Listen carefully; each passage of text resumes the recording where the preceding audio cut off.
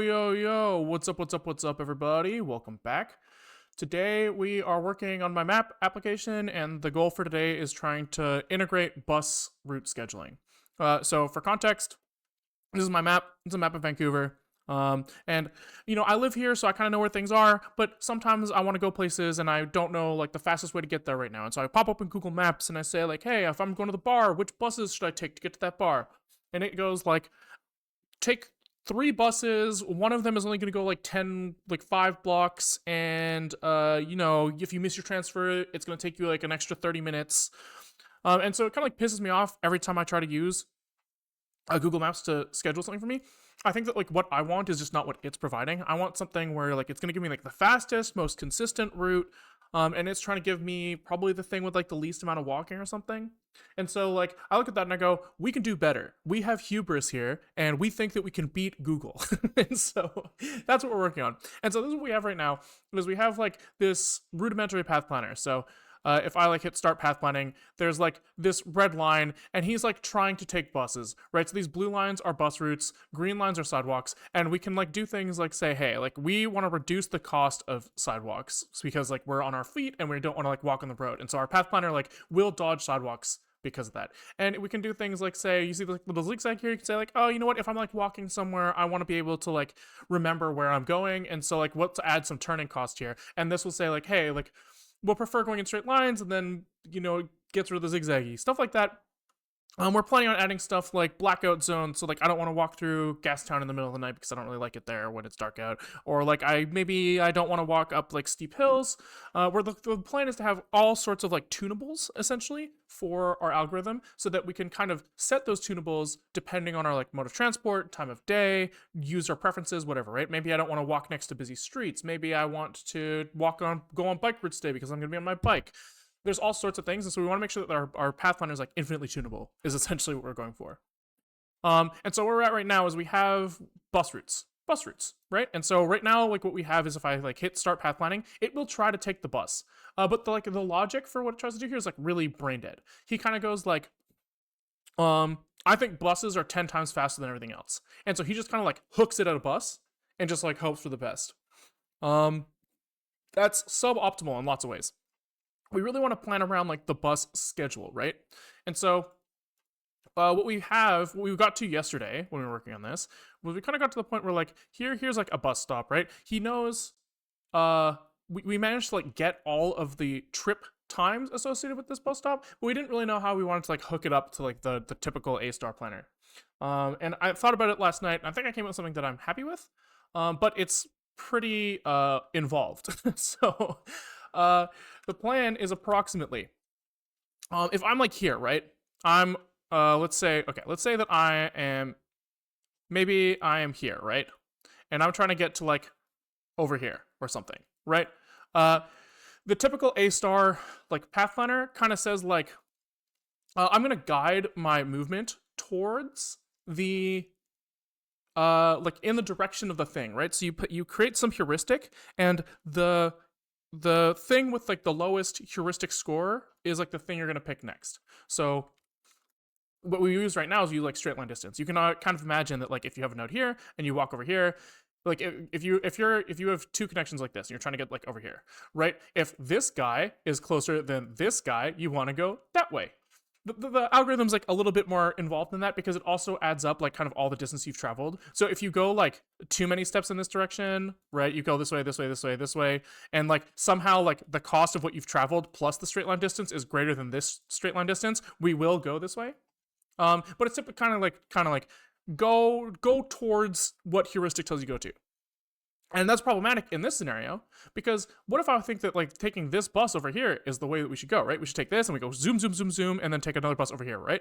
If we start here, we should actually kind of like hook it straight at this bus route, maybe, right? But the current heuristic won't do this. So, in order for A-star's path planner to be correct, the heuristic has to always underestimate the cost to get somewhere, right?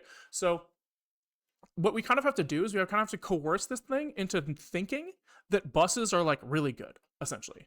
And so that's kind of the plan, is to try to just kind of like basically just send it at any bus stop that's close by, any bus stop that's closer to us than like the end point is, right? So like we would say like the closest thing we want to actually go to is this. So then all of these guys that get closer to the bus stop will have lower and lower heuristic scores, until we hit this bus stop.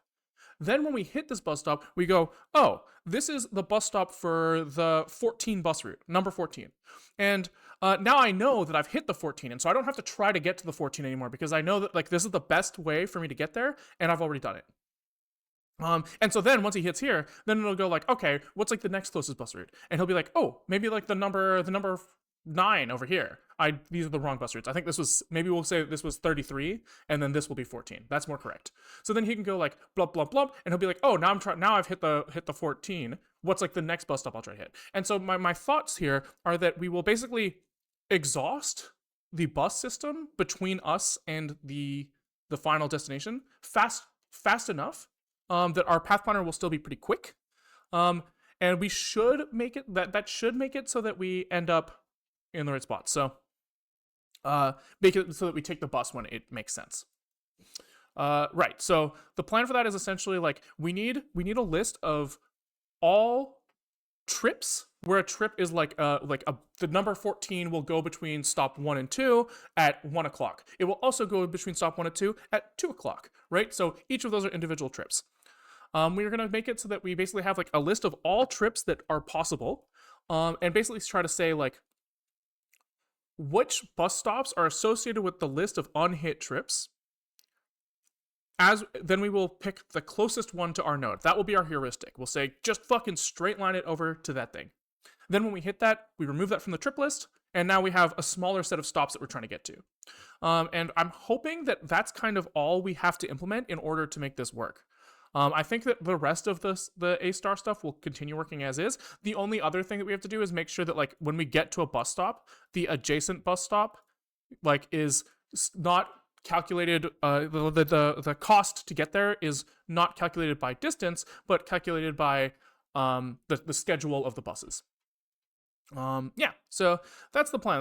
It's going to be quite involved. I think it's going to be quite expensive to find the closest bus stop, but I think it'll be fine. We'll see. And then there's also all sorts of like optimizations we can do, right? We can kind of like, to find the closest bus route, you could like optimize by using like a quad tree or a KD tree, or like maybe we like kind of say in this region we know that this bus stop is always the closest. Or maybe we can like pre-process this by we could run this shit in WebGL and generate a texture that represents the distance for each node to each bus stop, and we could like fucking just run that shit on the GPU real quick. There's all sorts of things that we could do to speed this up, but we'll start with like the kind of naive solution today, and then look at that a little bit more later. Yeah, okay. You know, serious when the ball machine's gone and we have just a big wall of text. Yeah, unfortunately, this is mostly for me on the right. So I've kind of made it so that it's like foldable, but I am going to need to reference this because I had to think about this a lot to decide like what I thought the best plan of action was. Did you know about all these possible solutions already, or did you research them recently? Like the trees, like these. So for the record, I haven't really looked into the correct answer to this path planning problem like maybe at all. I kind of just like pulling it out of my butt, and hopefully it works. These Two-Step has been kind of nagging me about using KD trees. Somebody in comments mentioned R trees. Quad trees is something that I like researched recently, and then this is like, I made this up. GPU calculation, I'm pretty sure is doable, and I haven't really thought about it. It's just like textures, GPU stuff. That seems quite advanced. I mean, I've used WebGL or OpenGL in the past to accelerate stuff. The trick of using a texture is just like, I mean, like all of neural networks are take lots of parallel computation and stick them somewhere, right? And so like you can kind of abuse OpenGL to get like almost equivalent behavior, but it's a little bit of a trick. But we do know that like the fact that this kind of just came from the fact that I'm looking at this. I'm like, well, we're drawing every node on the map every frame, so surely we can calculate stuff on for every node every frame as well. Yeah. Okay. I can't get too distracted because this is going to be a fucking disaster. Like we need to get moving. So yeah, I think the first thing I want to do is I want to like add this concept of a trip list. So I can say like which trips are available to us and which stops are associated with those trips. I think that's like the kind of like two things that we want from that. And so I think we start there. So we're gonna do something like trip list. And I don't really know what he's gonna have in him. He's gonna have like trips. Seems reasonable. Seems reasonable. And he's gonna have like what is this? I guess like we need like the concept of a trip, which I think that we don't really have. The way we kind of like structured this stuff yesterday is that we have the concept of like connections between buses with way IDs, as well as like metadata about the times of those bus trips. So I guess we kind of do have that. They just don't have like an individual structure associated with them yet. Alcohol and Q's just throwing emotes that have the word trip in them. Perfect. So I think that how do I want to handle this? I guess just the trip list will just be way IDs. That kind of seems reasonable to me. And we'll just be careful here to only use way IDs that are valid bus trips, you know? And then what? This is not a way ID. This is actually going to be some sort of like a bunch of way IDs. I don't really know. Do these need to be sorted? Maybe them being sorted would be helpful, right? Because if we want to say, give me all of the stops that are after the departure time, then we might want that. But I guess maybe it makes more sense to just pre-filter them. You kind of pre-filter them. So like we were saying that we start walking to the bus at 2:00. And so any departure time before 2:00 is not going to be hittable at all. So I guess we'll just start with an array and we'll kind of see where it goes from there. That seems kind of reasonable. You could maybe even make it like a pre-computed array. Wow. Although, I guess as we go, we're definitely going to be popping trips from the trip list, so an array list kind of makes sense here. Okay, we know we want a function like get trip stops, right? We know that we want this, and this is going to give us a bunch of like node IDs, I guess, because like the stops are part of our node graph. Is going to take in self. And I don't really know what's going to happen yet, so we'll kind of stub this out, and we'll see where the code takes us. We're going to have to initialize this thing for sure, and surely he's going to need an allocator so that he can do some heap allocation.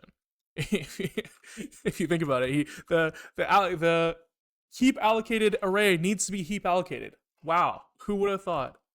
And surely he's actually going to need to take in like his like initial list of trips. Where does that come from? We are rendering that on the map right now. So we must have the info. I think it's like, I think here we probably want like a bunch of way IDs, probably, which are like all trips. And then we kind of just initialize our thing by copy pasting that shit in. That seems possible. That seems like it might do the right thing. Trips, zero trips. Trips AL, I guess we'll call it for array list. Const trips AL is equal to a std array list of way IDs initialized with our allocator, and we're gonna init like with capacity. Is it like init capacity here? Init capacity. And we're gonna copy paste in trips len here. This needs to be tried because allocations can fail, which means this needs to return an error. Which means that here, now we just kind of say like trips L append slice of trips. Boom. This certainly needs to be tried as well. Okay. I guess we have to error defer trips AL to dnit, and we kind of have to dnit overall, you know? So here I need to be like self trips AL trips dnit. Okay. That seems reasonable. I guess we kind of also want to initialize this with some sort of like start time. Like, and our time all of our time is in seconds since midnight right now. So, and I think those are as U32s. I think.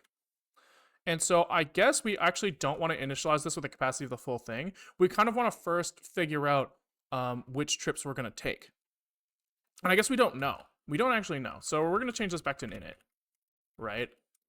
And we're going to go like 4 trips, trip. This is going to give us a way ID, but we need to like figure out from that way ID what the time of that trip is. And not just the time of the trip, the time of each stop on the trip. Okay, that's some information. So I think it's in our like map metadata. We have this like bus trip times where it's indexed by trip ID to trip segment. So we need, I guess, bus trip times. I guess. Sure. And we'll look at like bus trip times. Maybe we want like an abstraction around this. This is kind of like bullshit, to be honest. Like it would be kind of nice to have like a map data, like maybe it goes like in the way lookup. Bus trips, trip times. Let's think. This can be its own thing. Fuck it. And it's gonna be like bus trip times. Okay? And he's gonna kind of start with like this kind of slice that he's referencing from the metadata. Right, so we're gonna have like reference data, I guess we call it. I don't know. And here we can be like function get bus time, and we're gonna give this self. Okay. And here we're gonna return, we're gonna take in this thing as a way ID so that we don't fuck this up. And we're gonna be like, I guess we also need like the initial bus, first bus way ID. And this is gonna be a way ID, I guess. Sure. I don't know. We'll figure out as we go. And so then we're gonna look at like the reference data. I guess this is get bus times. Get bus times, sure. And this is gonna return, I don't know, a bunch of U32s, I guess. That seems reasonable. Then what? We look at like self first way ID, and we subtract that from the way ID. So I guess this can probably fail, and we're gonna say like if way ID is greater than. I've changed my mind. I want to assert these things because I don't want like to take on the cost of doing these checks and error handling if we don't have to. These should never happen. If they happen to programmer errors. So instead we'll say std debug assert that way ID is greater than first bus way ID value like this. Then in here we can say if the way ID is, no, we don't do that. We just subtract it. We just fucking hard subtract. And then we say return reference data from this. Boom. That feels okay.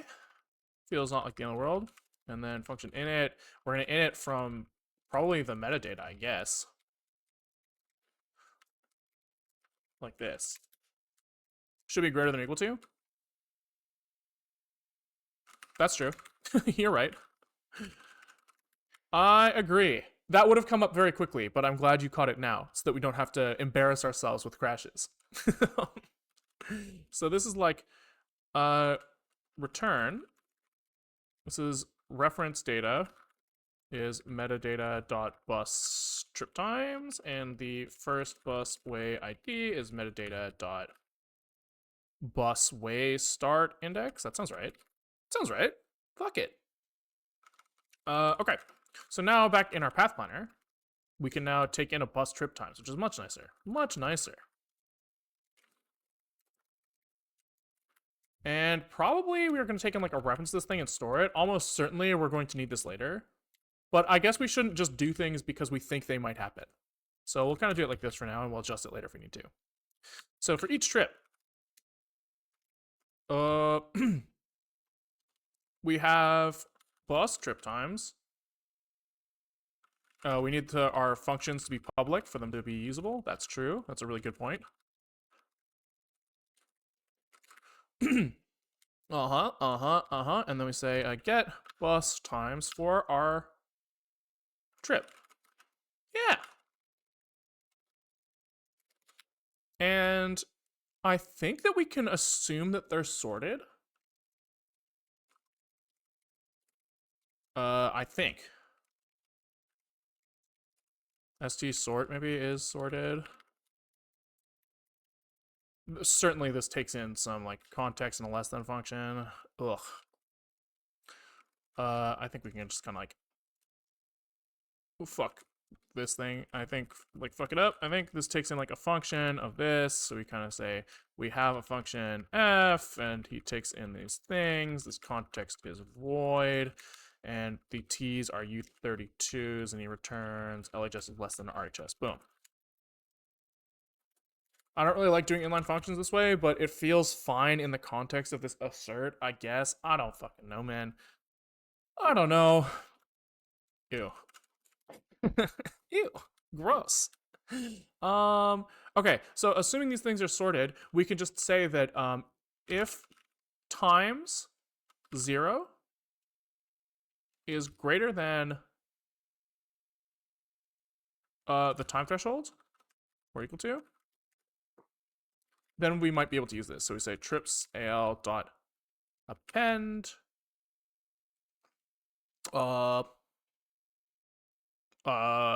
trip, I guess. Sure, that seems reasonable. That seems reasonable. Fine, yeah, fuck it.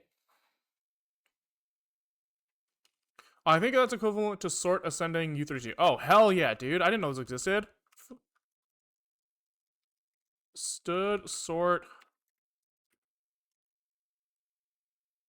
One of you saying descending, and one of you saying ascending. I'm gonna have to look. This one does A less than B. Yeah, so this is right. Descending is not the one I want. Okay.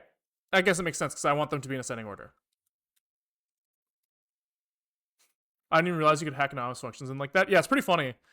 You get like kind of like a few funny behaviors from like the way that they let you just inline structs. You can also do like const like static local is equal to struct, and then here you can do like var x is an i32 equals 0, and then like you have like the equivalent of C static locals or C++ static locals. I don't know if C has them. I can't remember.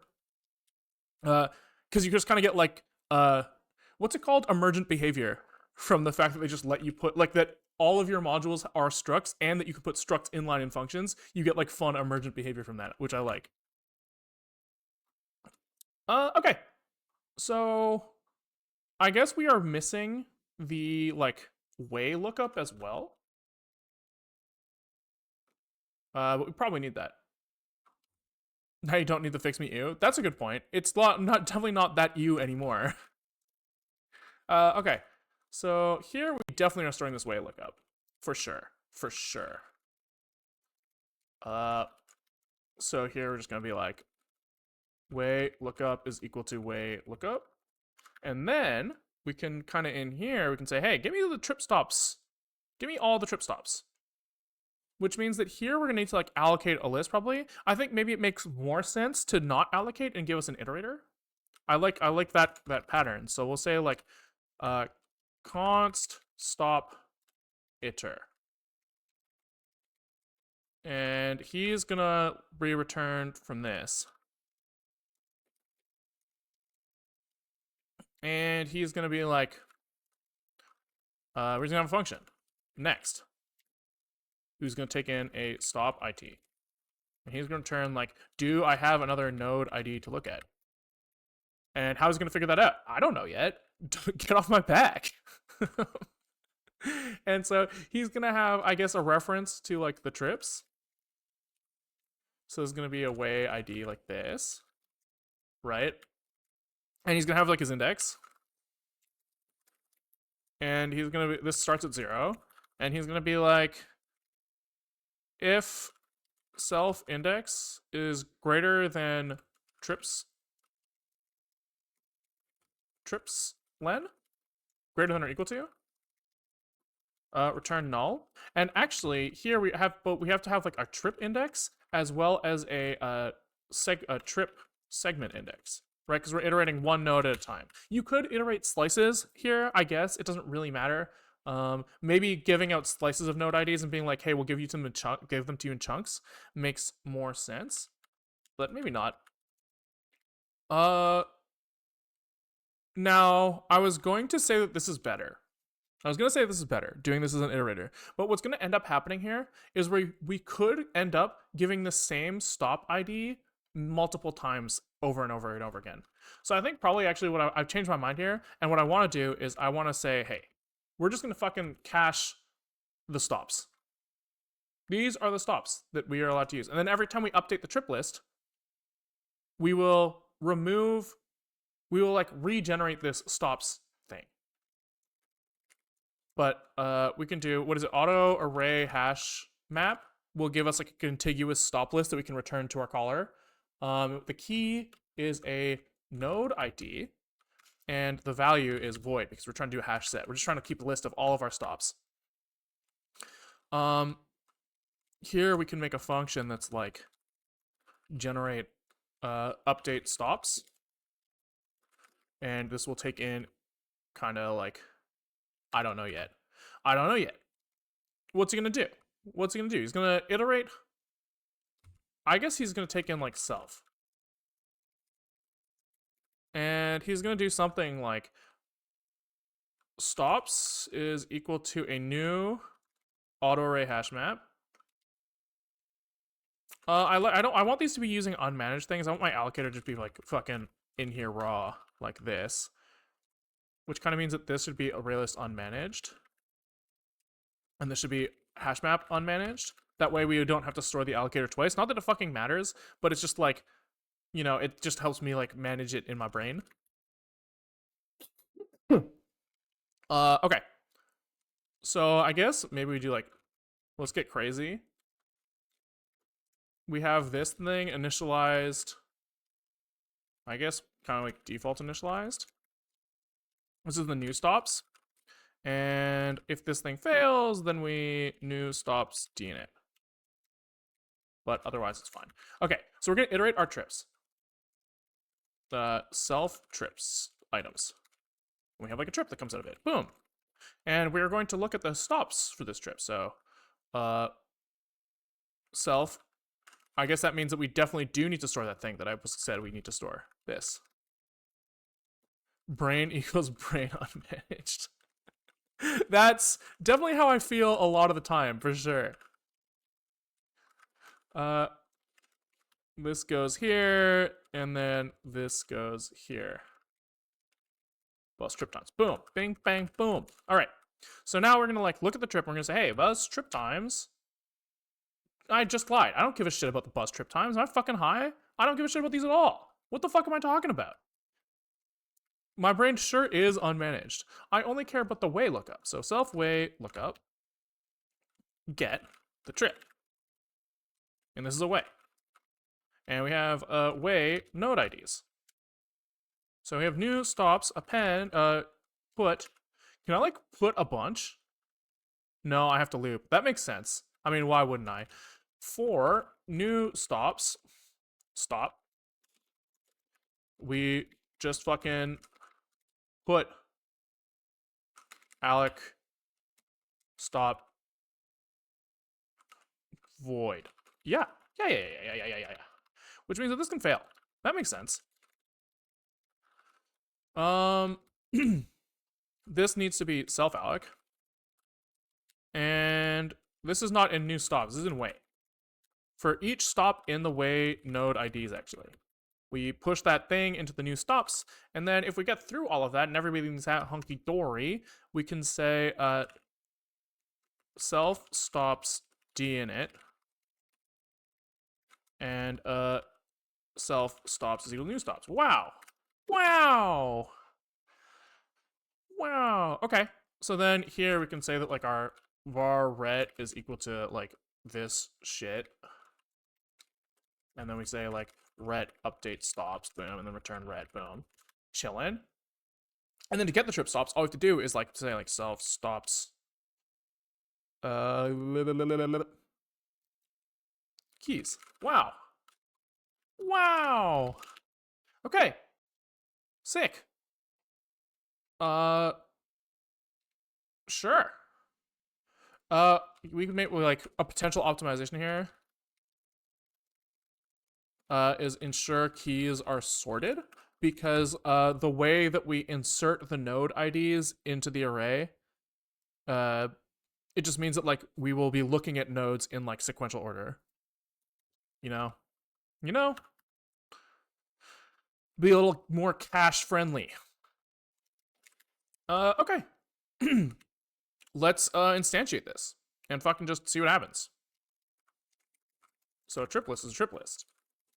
If it trips, it trips. If it lists, it lists. And that means that he's going to need to take in a way lookup and bus trip times. He certainly already has a way lookup. Oh, he does not. He has a point lookup. That's fine. Way lookup. Const way lookup. Boom. I guess we'll say const way lookup is equal to way lookup. Map data. Way lookup. Fine. Fine. We will type alias. And then what's he like the bus stop something something bus something something bus trip times. And let's type alias as well. So paste that. Paste it again. Boom. Which means that here we also need that thing. So we'll kind of slap it. I don't know, bus trip times is this thing again, and then we need to construct our const trip list is a trip list initialized with our allocator, the way lookup, the bus trip times, and the something something something path start time, I think it was. This reminds me that SC lower bound thing you found a while back is fixed. Oh, that's cool. Sick. I would be much more willing to look right now if I wasn't like panicking about finishing this today.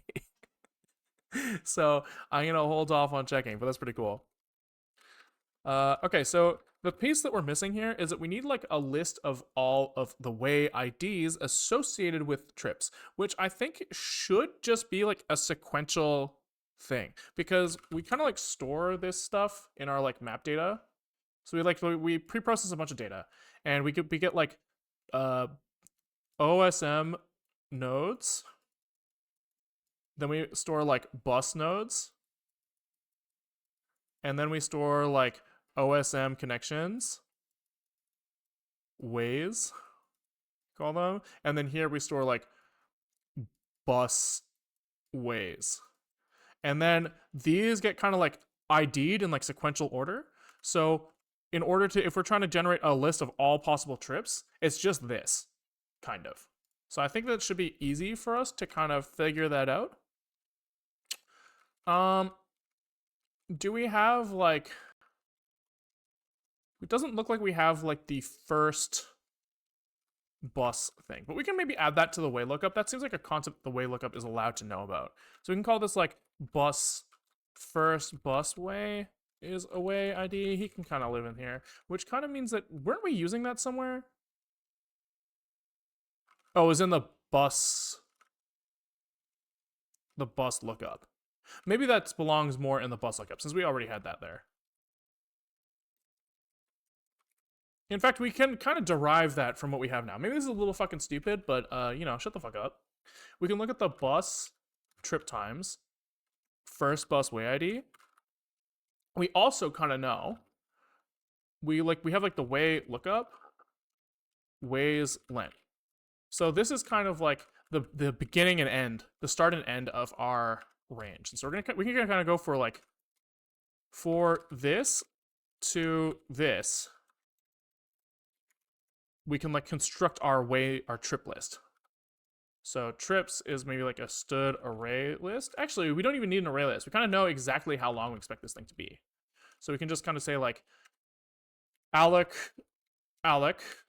way ID this many things. Like this, boom, boom, except it's not like this. It's way lookup ways len minus this. Okay. Yeah, sure. This is to be tried. And we need to error defer trips d in, or alloc free trips. And then we just kind of say for 0 to trips len, we say trips I is equal to I plus bus trip times first way bus ID. Boom. Sick. And then we can pass in trips here. Boom. I guess it's an error defer because we copy it in, so it's kind of like just a raw defer, which is maybe fucking silly, but you know, whatever. Whatever, we can do it. We can eat a little extra allocation every once in a while. We'll live. This kind of goes like trip list is equal to trip list. Sick. And I guess we probably don't build yet because our path planner initializer is not going to work. So here we're going to need we need to store that like bus trip times, a bus like map data bus trip times, and like this has to get initialized somewhere, probably like down here. Const bus trip times is bus trip times initialized with metadata. Oh, nice, that's easy. Easy, and then here we get like bus trip times equals bus trip times, and then when we initialize the path planner, we just have to add whatever the fuck we just add here. So I think we added like the way lookup here, like this, and then I think we added the bus lookup here or something. Self dot bus trip times or something like this. He's fucking mad, for sure, for sure. We can start looking around. So len is not a function. That's a good point. Very good point. Here we need to use the unstrong type value, and then here we actually need to turn this back into the strong type, which is a little silly, but you know, whatever. I don't mind. He's mad because we don't initialize. This is supposed to be an array list unmanaged, actually. Well, he's actually mad about a bunch of stuff. This is wrong. This should be like this. This should be like this. Trips AL should be like doing it with the allocator. This needs to be appended with the allocator. This expects is sorted, expects 1, 2, 3, 4 things, right? Because he does need the type. So this is going to be U32. Also, this is just like a fucking lie, huh? This times. Oh no, the times is. Wait, where the fuck is times? Oh, times is here. Okay, we're chilling. Key is missing allocator here. Missing stops. Here we can't leave this undefined because this assumes that it's initialized already. So we actually have to make this like default constructed.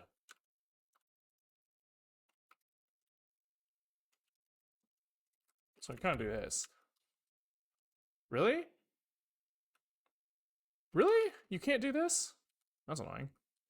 That's annoying. That's fine though. We can just. In reality, I should probably type def this, but instead I'll copy paste it and get mad at myself later. As one does. As one does. This is mad because I didn't write try somewhere, probably. Fine. And then this is mad because this needs to be strong typed. Fine. All right. Everything is alive. We want to do release small so that it build, because we want like some sort of balance between speed and like compiled speed and runtime speed. Meta float type or meta field type work. That's a good thing to have in the belt. And it looks like nothing has like, oh, we do seem to crash when I start path planning, so that's not good. And it doesn't really say why either, and it's like kind of like really fucking hung. What is happening? In fact, my whole disk is just like fucking railed. Okay, so like what's going on there? What's going on there? It's probably running a core. So if I say like let's just start a path plan, he's mad. Oh, weird.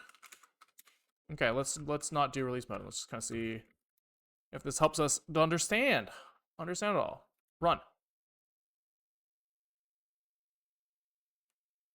Okay, start pathfinding. Oh, he's not mad. Start pathfinding. Oh, there. Now he's mad. Okay. Yeah, that would do it, huh? If this is just an invalid subtraction.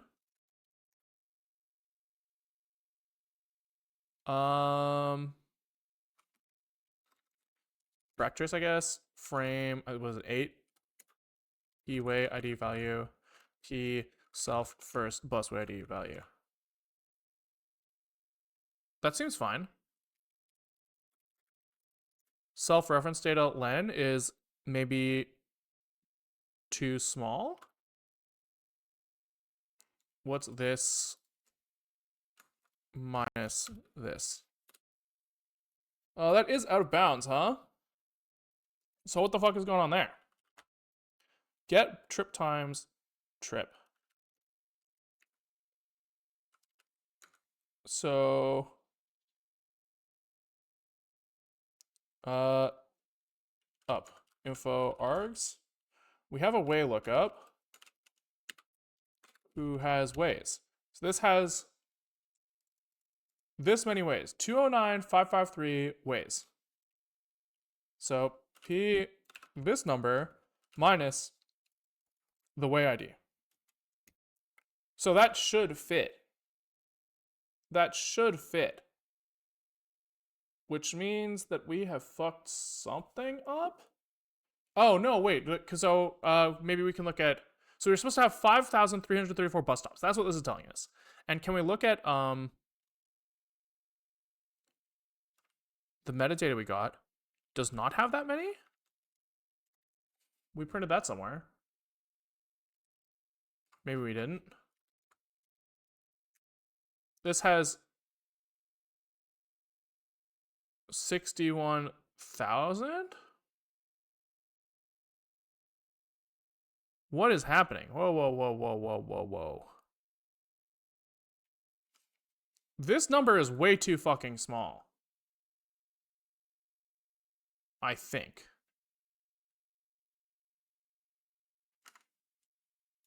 I think this number is just like way too small. If we're expecting every single trip to be in here.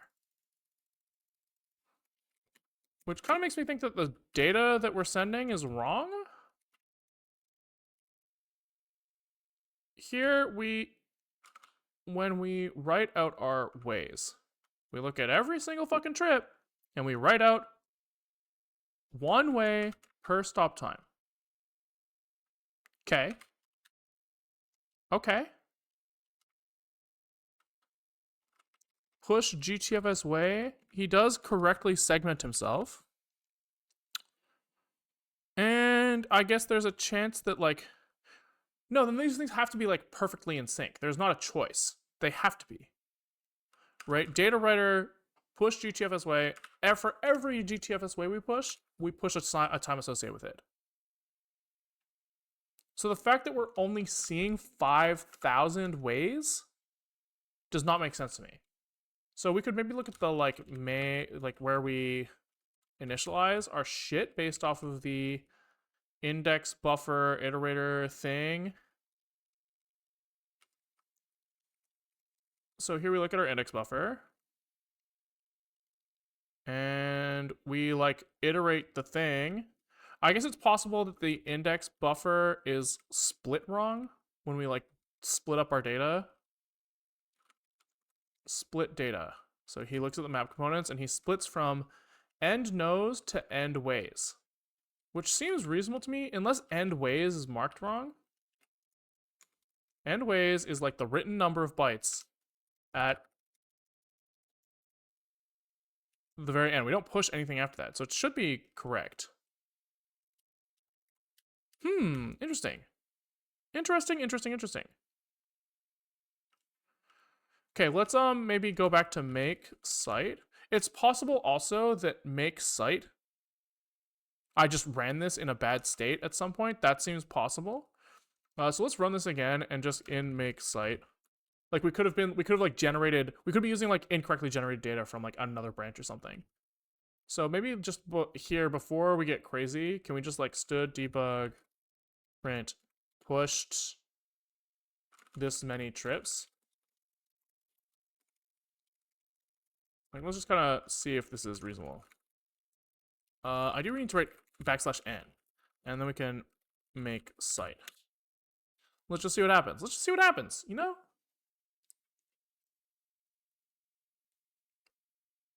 He's thinking. Poor guy, he's got to crank out his CPU. Bump, bump, bump, bump, bump.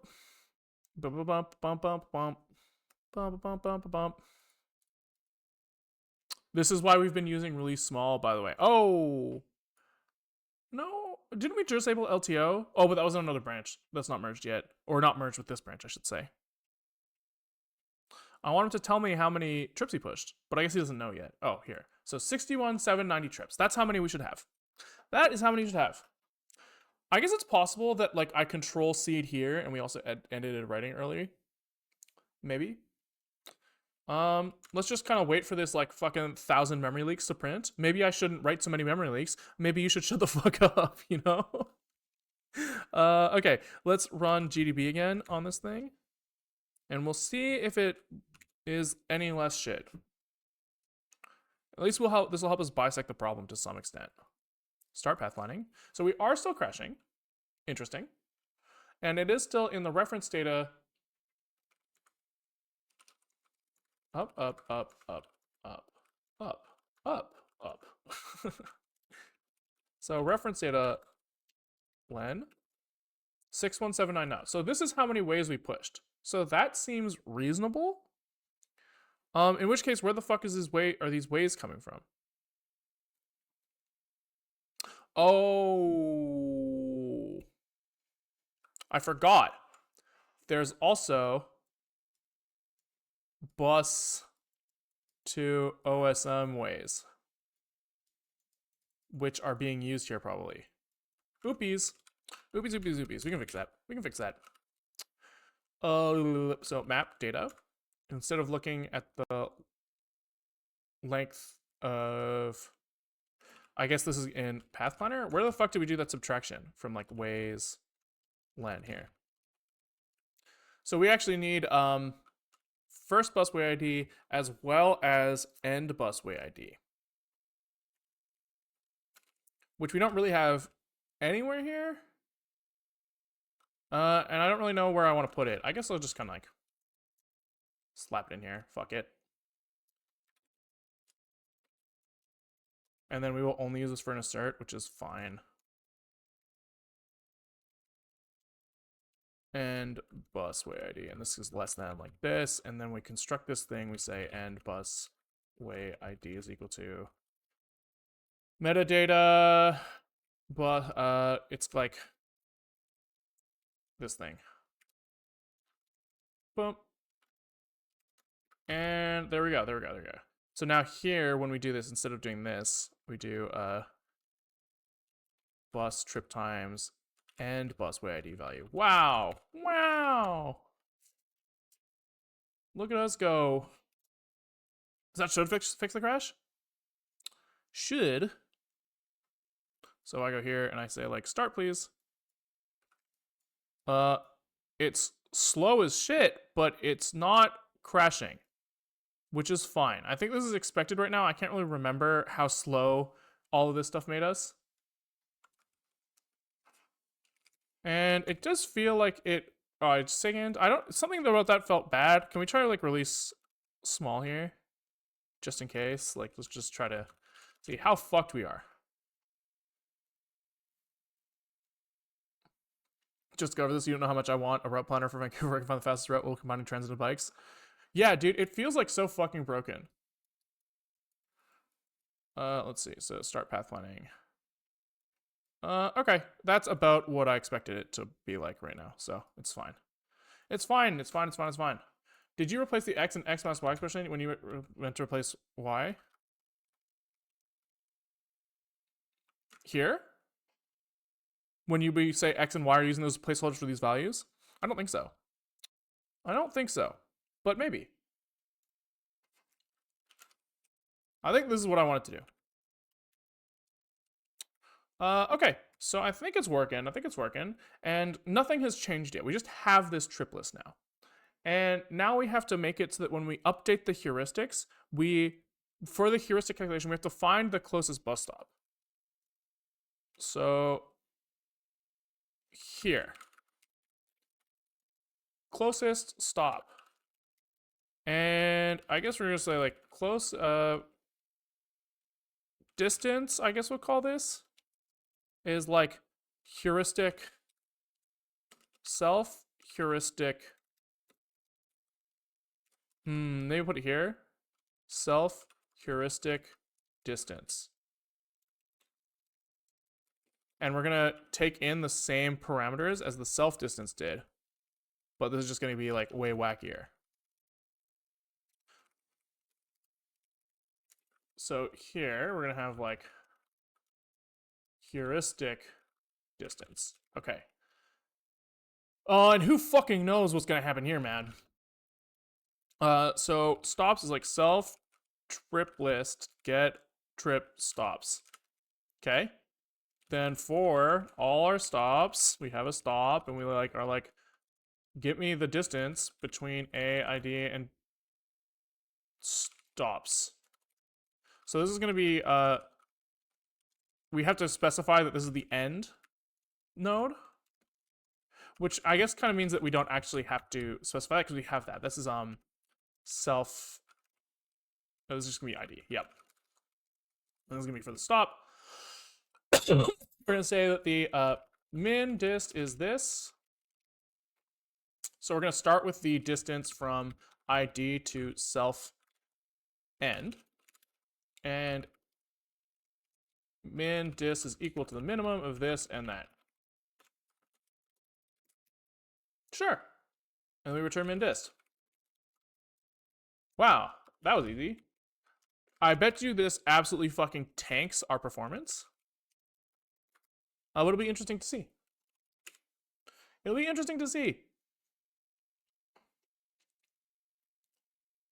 I wonder, like, just how bad it is. Because I imagine this is going to be, like, an absolute fucking disaster. That's my guess. Start path planning. Oh, you know what? That's actually...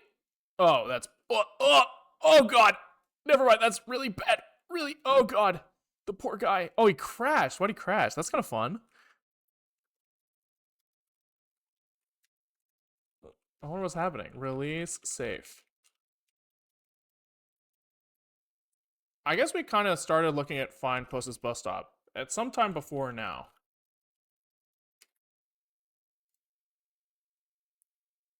don't put emotes of a guy face palming. Look, this is part of the process. This isn't. We're not idiots. We're just intentionally idiots. Okay. I mean, pretty clearly, this is like one of like the most easily optimizable things. Well, I shouldn't say easily, but like such an obvious target for optimization at this point, right? Because like we know that iterating every single bus stop and being like for every single node we look at, we iterate every single bus stop. So we just kind of like 5,000x'd our like cost calculation, which is not great. I want to know what was causing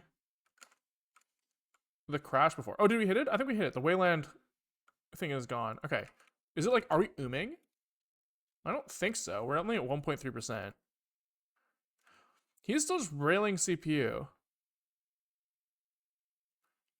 I'm curious about like what the fuck is going on right now. I guess we can like look. Thread apply all backtrace.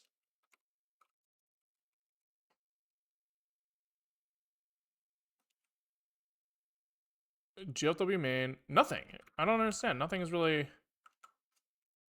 Right, he's just looking for input events. It could be that, like, if we don't process input events fast enough, then GLFW crashes. That doesn't seem, like, crazy. That seems like it could be it, in which case I don't care. So, we'll just pretend that's it with zero proof, and then call it a day. Okay. I think that we had some stuff in here about, like, the heuristic was getting multiplied by, like, bus speed or something. There's, like, a 0.1 in here. No? Oh, it was in path planner, that's why. Bus multiplier here. So this is getting used for the tentative score, which makes sense, and for the F score. So here I think that I guess we probably still do want that for now. Oh, interesting. This is only an update transit neighbor. Okay, that's fair. That's fair. Okay, so it's slow as shit, but we don't really know if it's like really bad yet. I think we want to finish implementing the thing and see if it like creates reasonable routes, and then we can kind of use that to see whether it's worth optimizing. And so we can kind of start here, and we'll just kind of say that we found the closest bus stop. Not well, but we did do it. Oh, we also have to make sure that we discard found trips. That's an important part of this. So let's kind of do that. Let's do that. So basically every time we like get to a bus stop, we need to do something about that. Okay, so get transit neighbors is the function that's like responsible for telling us which stop IDs are adjacent to us. Now, if I remember correctly, this could be either from a like regular node or from like an adjacent bus stop, and we might want to handle those two things differently. That seems like reasonable to me that those two things would be independent, and we have all the info to get those things independently. So maybe we will just kind of like split those up now, because I think that is important. We'll see if it actually becomes important. We can always undo this. It's like code is malleable because it's just text, so we can not worry about it. But otherwise, it's fine. So here we'll say boom, boom. I guess this just turns into like return this. I guess we do need to take in a node ID. That's a really good point. And it was just this. Boom. Okay. How do you know where to start for this project? I just like looked at OpenStreetMaps data, and then we started drawing stuff in OpenStreetMaps with the data, and then we started looking at it, and then we were like, how do we render it? And we like figure that out, and then we like look up like how do people path plan, and you Google and you find A star. Everybody uses A star, and so you just kind of like iteratively get places. You can tell if you watch a little more closely that I have no idea what the fuck I'm doing. And it's just a lot of stacking of I don't know what the fuck is going on, and then eventually you get somewhere sane, maybe. Okay, so for OSM, I guess we have like OSM to transit neighbors is self adjacency map get OSM to transit neighbors. And we're gonna do something with these. I don't know what yet. I think it's most likely going to be very similar to what we did here for the regular case, except we just also have to purge trips here. So here we have to like, it's like gonna be like self trip list mark visited neighbor. Maybe? That seems kind of reasonable. And then update transit neighbor will kind of do that inside here, I think. Kind of feels reasonable to me.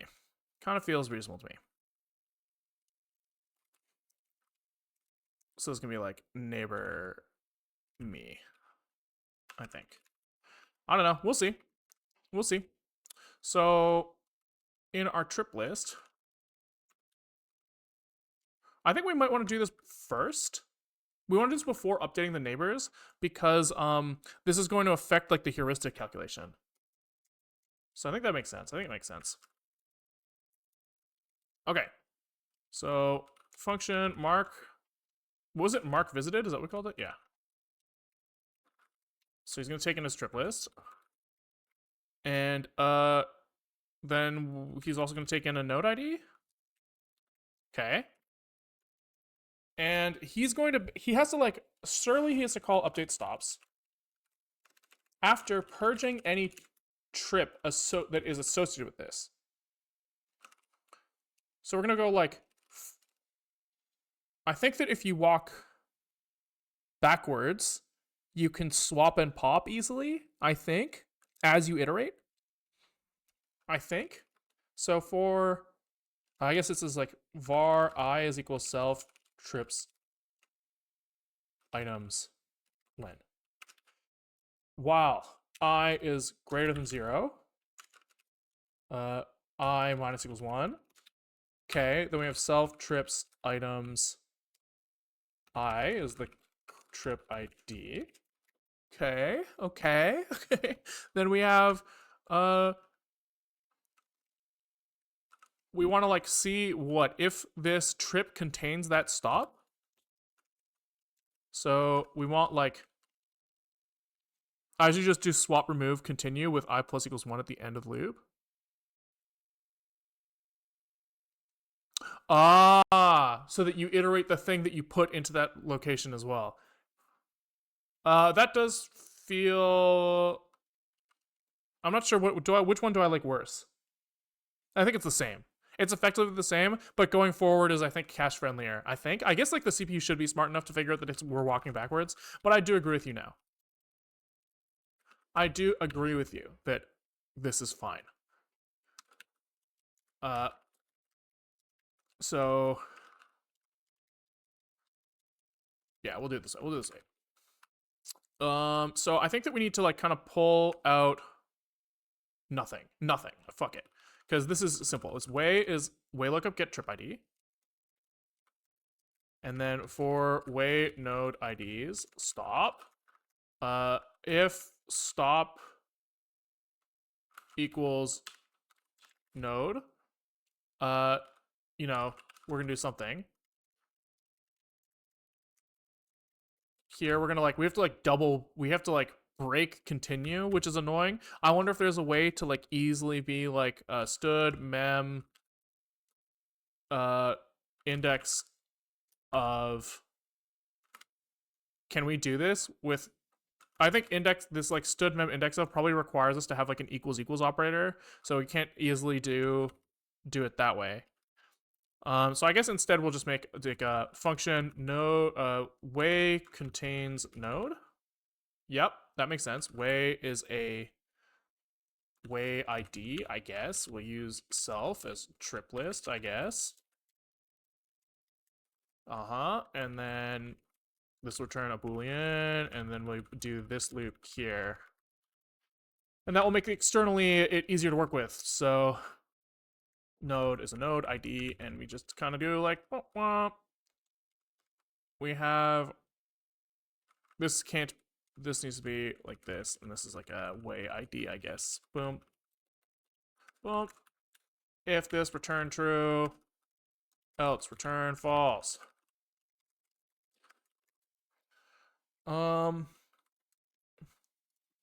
This guy's complaining about ads. Disables pre-roll for an hour. Sad. There we go. Okay. Okay, so now here this becomes simpler. We just say if way contains node. It also kind of hides the like double nested loop, which is really nice because it makes me feel better about myself. Even though that's bad. So this is trip and node. And we can say if this way contains node, we continue. But first, before we continue, we have to do something. What are we gonna do? Swap and pop. So this is self trips swap remove I. Wow. And at the end we update our stop list, and then this probably has to be like tried, and like this has to be like this. And actually this isn't like roll back correctly, so I'm just gonna say like catch panic rollback unimplemented, so we crash, sorry. This is a good crash message for a user, am I right? Okay. That seems reasonable to me, to some extent.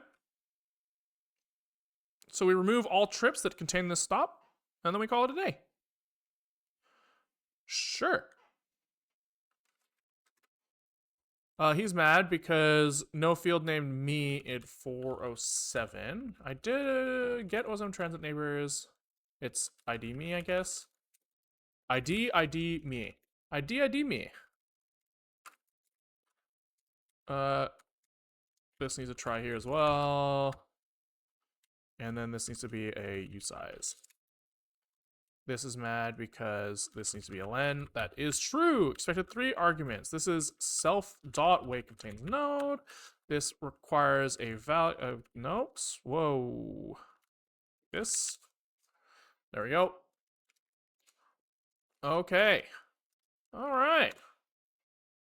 So now I guess as we run the path planner algorithm, it should get faster to some. It should like remove the get all stops should get cheaper as we get farther from the source. But it's still gonna be shit because, yeah, it's just still gonna be shit. I guess you could argue that we should only do this expensive rejuggling of stuff if we could like track whether or not the stop was like if any of we could check if it's in the get all stops thing. That's actually really easy to implement, so we should do that. We should just say like if self what is it stops, I don't know how to self.stops contains, yeah,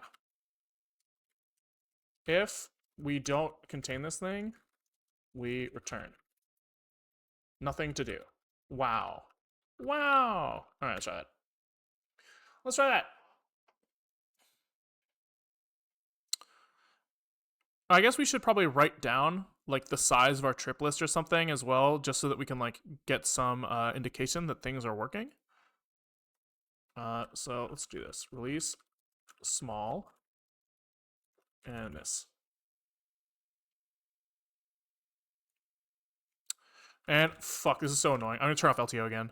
Build.zig. We did this on another branch, but it's just annoying. So we're just gonna say exe want LTO is equal false. Because holy shit, that speeds shit up. By a lot. A lot. Okay. All right. Fuck. I'm gonna lose my mind. I'm gonna lose my mind. What do you mean immediate seg fault? Fuck. All right, fine. We'll fucking use our debugger.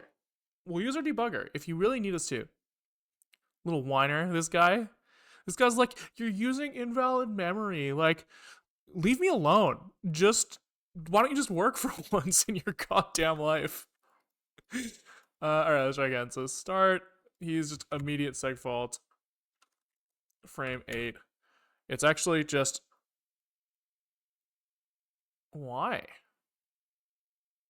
Whoa, stack corruption or something? Oh, frame 6 maybe? Get transit neighbors. Transit to transit storage. Okay.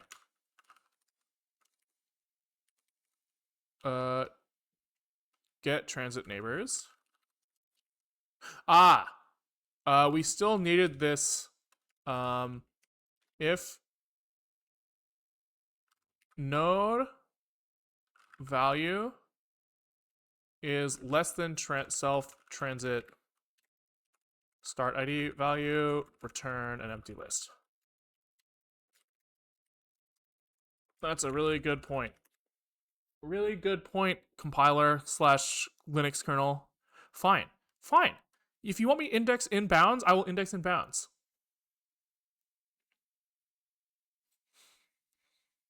All right. Are we chilling now? Please do not crash. Thank you. Fuck. Find my neighbor index. No neighbor at 404. So this is probably because like find my neighbor index path planner.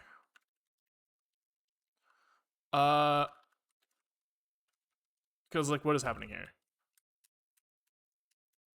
Start is the segment starts and is the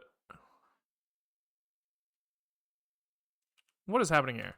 My neighbors is G-scores neighbor IDs. Neighbors 0 to node ID. We look and we check if we have that. If we don't find it in here, then we have a problem. So that means that like someone has a neighbor that the G-scores aren't tracking for some fucking reason. Probably because G-scores was only constructed from transit neighbors and OSM neighbors, and we kind of split out the final thing. So we can kind of like look here. How does he construct it? Neighbor IDs. What the fuck am I looking at? Ah, here, yeah. Yep. I knew it. We just forgot to set some neighbors. If it's a neighbor, it's our neighbor. And he needs to know who our neighbors are. It makes sense. A little bit. Alright, so now, please, sir. Alright, now he's not crashing, he's just slow as, like, balls. And then he does crash still, but I think that's like related to us not pulling the window fast enough. I think it's fine. Right, like if we just move the fucking cursor really slow, it's maybe manageable. Look, oh yeah, that's a planned path if I've ever seen one.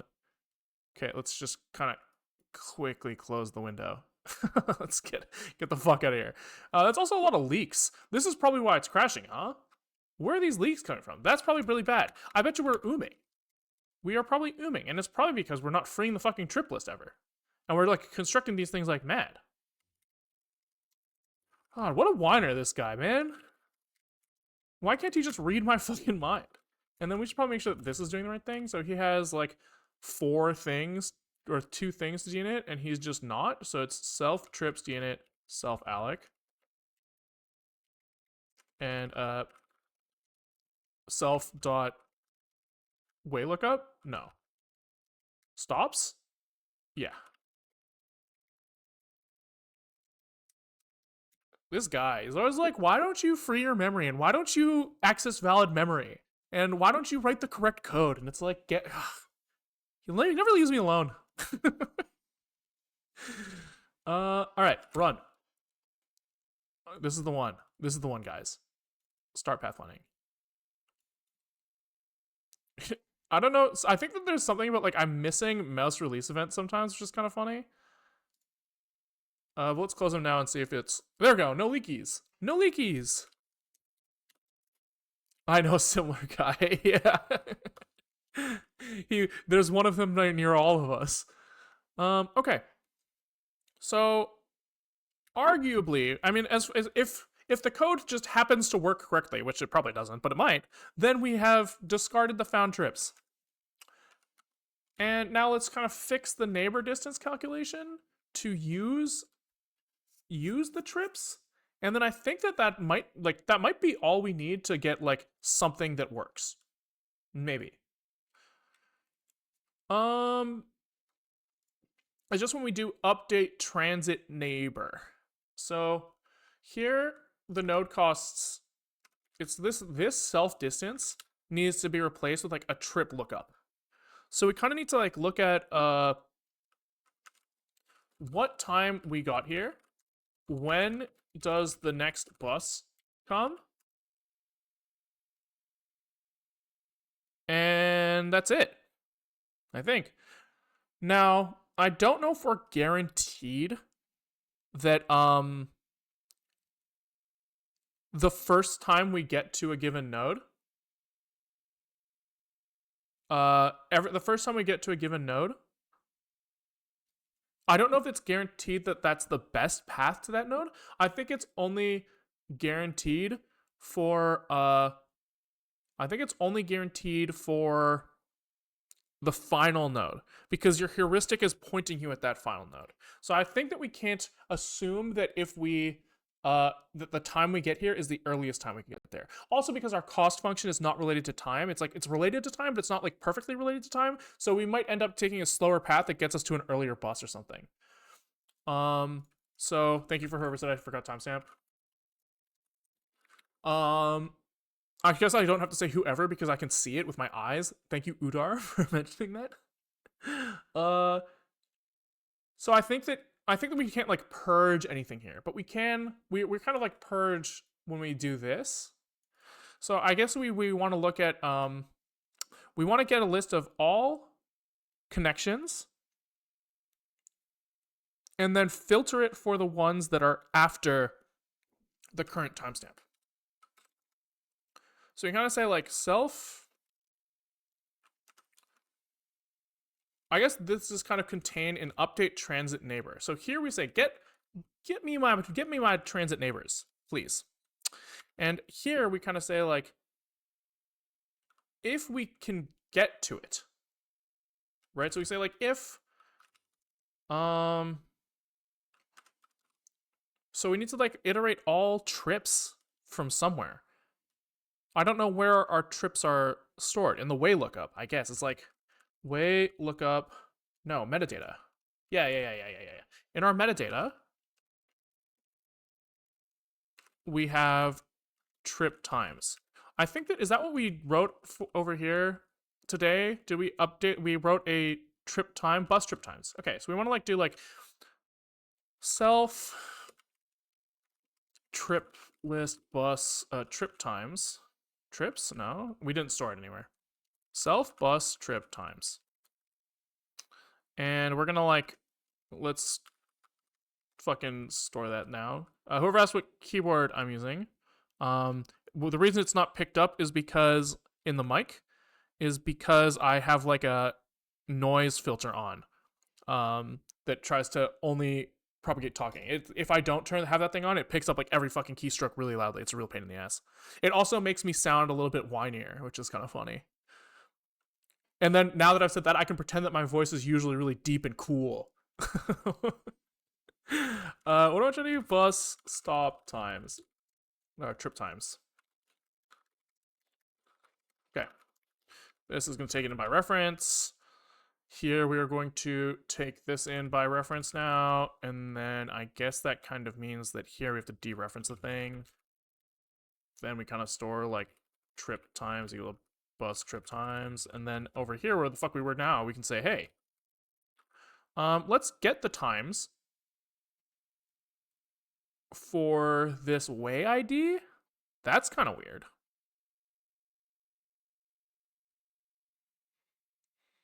Hmm.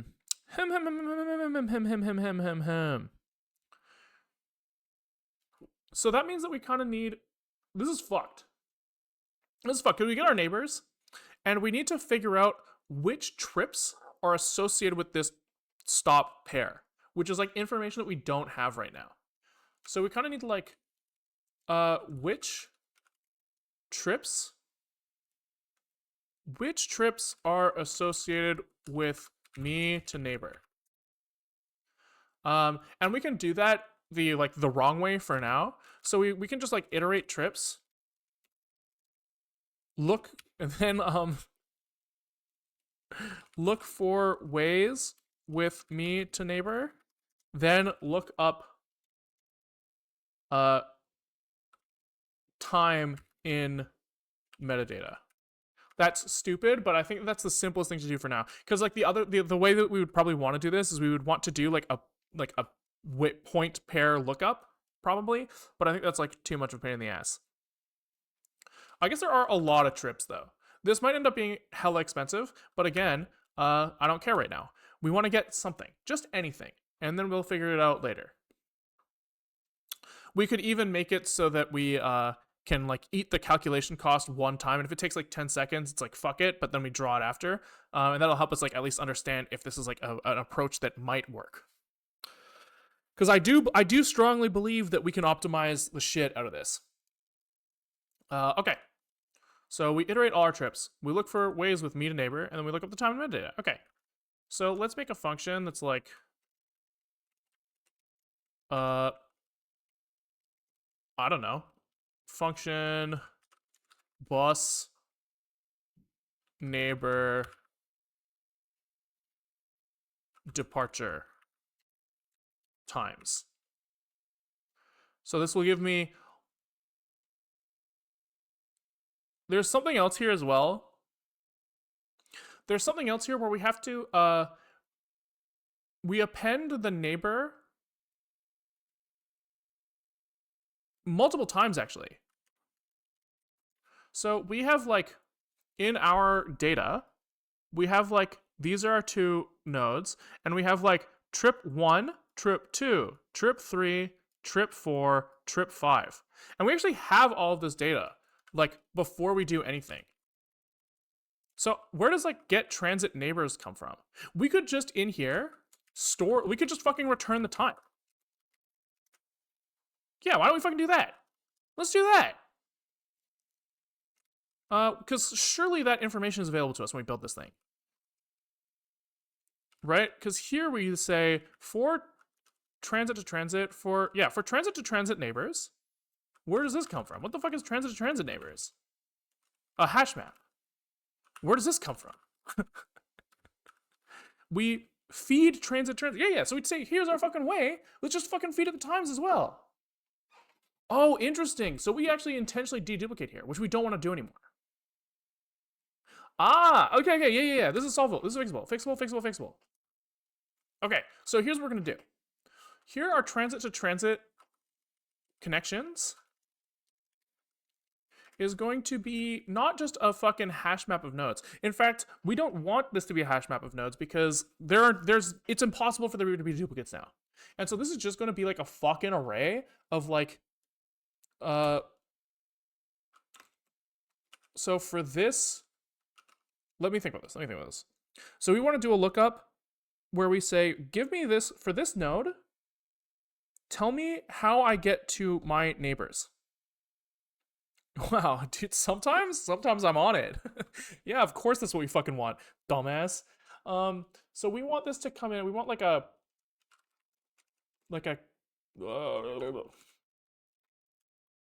so first of all, we were treating these as bi-directional. They're not, right? Each trip is going to be in one direction.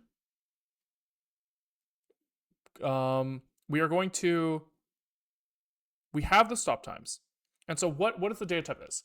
We have like transit to transit connections at node ID. We want this to give us two things, I think. We want it to give us the times, the departure times, as well as the nodes.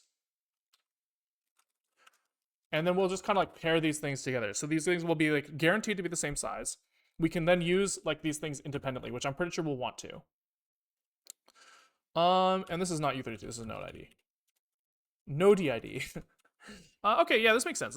We're gonna call this like a const TT connection. And he has that. Departure times. And nodes. Wow. I think I must have watched a YouTube video where somebody used that soundbite recently. You know, the one where they go, wow. And it's got like the little like sparkles and blinks and stuff. And then, is it from like Zelda? It sounds like a Zelda noise. But now it's just like really stuck in my head. And so I've said it like 40 times today. Okay, so for this node, we're gonna have a stud array list of TT connections. Yeah, sure. So this is gonna be a transit to transit connections. This being unmanaged will make this easier. So we'll do that because we can just memset this whole thing. Instead of trying to like allocate allocators and stuff. Declarations are not allowed between container fields. That's crazy. I didn't know that. Okay. Transit to transit connections is a stud array list unmanaged of TT connections. And this is number of points. That still makes sense. And then here we just kind of memset this thing now. Like that. Yup. It's coming together. What texture is that? It's NeoVim. NeoVim. Okay, and then when we feed this thing, feed transit, we are going to not just feed the way, but we're also going to feed the departure times. And this is going to be a bunch of U32s. And the U32s are going to correlate perfectly with the node IDs.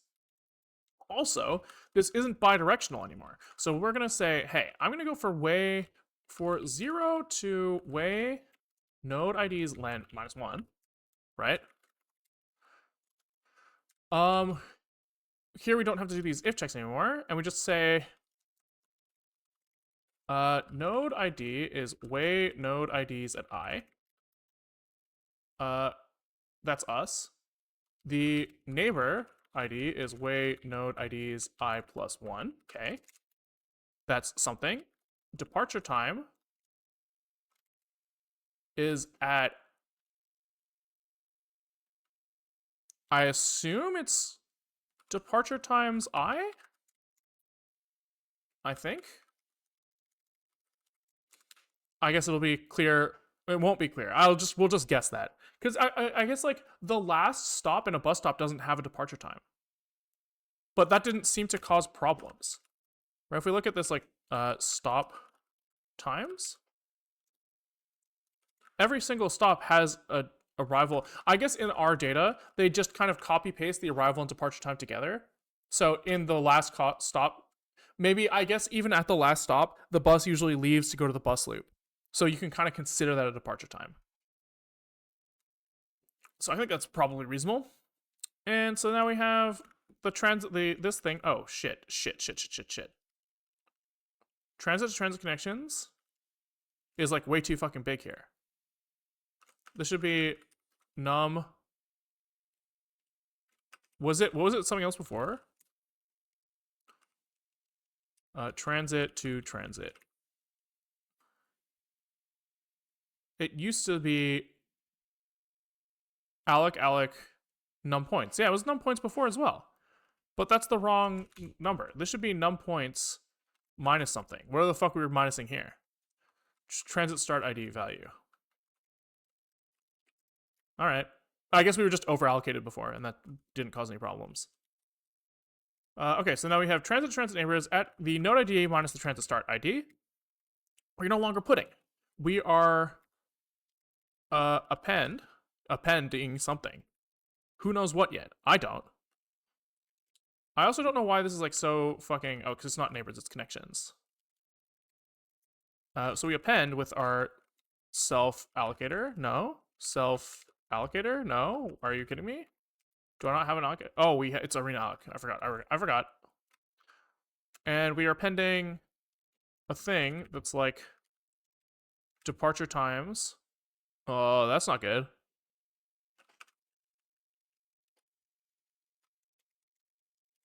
Something here is wrong. Yeah, so this is going to have TT connection is going to have a departure time singular and a node singular. And then we are going to turn this into something else later. Like the other way. Structive arrays, array of structs, or whatever the fuck you want to call it. I don't remember. So this is like departure time is departure time. Wow. That's crazy of us to say that. Node is node. Wow. Okay. So now when we go from our like intermediate representation of this thing to like the real thing, this transit to transit storage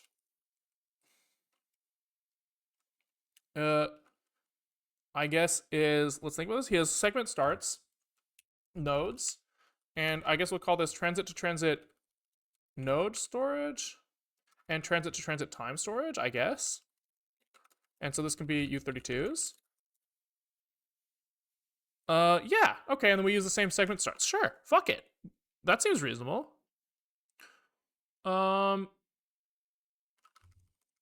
So this is gonna be our transit storage. This is node. And then we do the same thing for transit to transit time, I guess. I don't know, man. I know I say this a lot, but man, is it fun to just kind of like not know what the fuck you're doing and just like stumble into an answer that's okay. Like I know we haven't got to the part where it's okay yet, but it is fun to just like be like, I don't know what's happening, but sure, we'll just keep going. We'll just do this next thing next and see what happens. So we look at our transit to transit connections now. Oopsies, oopsies, oopsies, oopsies. For self in transit to transit. What the fuck is going on? Hello, neighbors. Hello, neighbors. Connections. We have a connection. Connections. This is for each node. We append. This seems still correct. Transit to transit node storage. And then instead of this like append slice, we actually have to like do this like shitty for loop. So for connections, we have a connection. Are you using OSM data to build a map? Yep. OSM data, TransLink data, and Vancouver satellite data. I'm gonna pull in the Vancouver business license data as well because it will let me like search for company names and stuff. I found this the other day. I was pretty excited. Open data Vancouver.ca. There's like business licenses, I think. This is kind of fun. So you can just be like, yo, like, are there any Wendy's around here?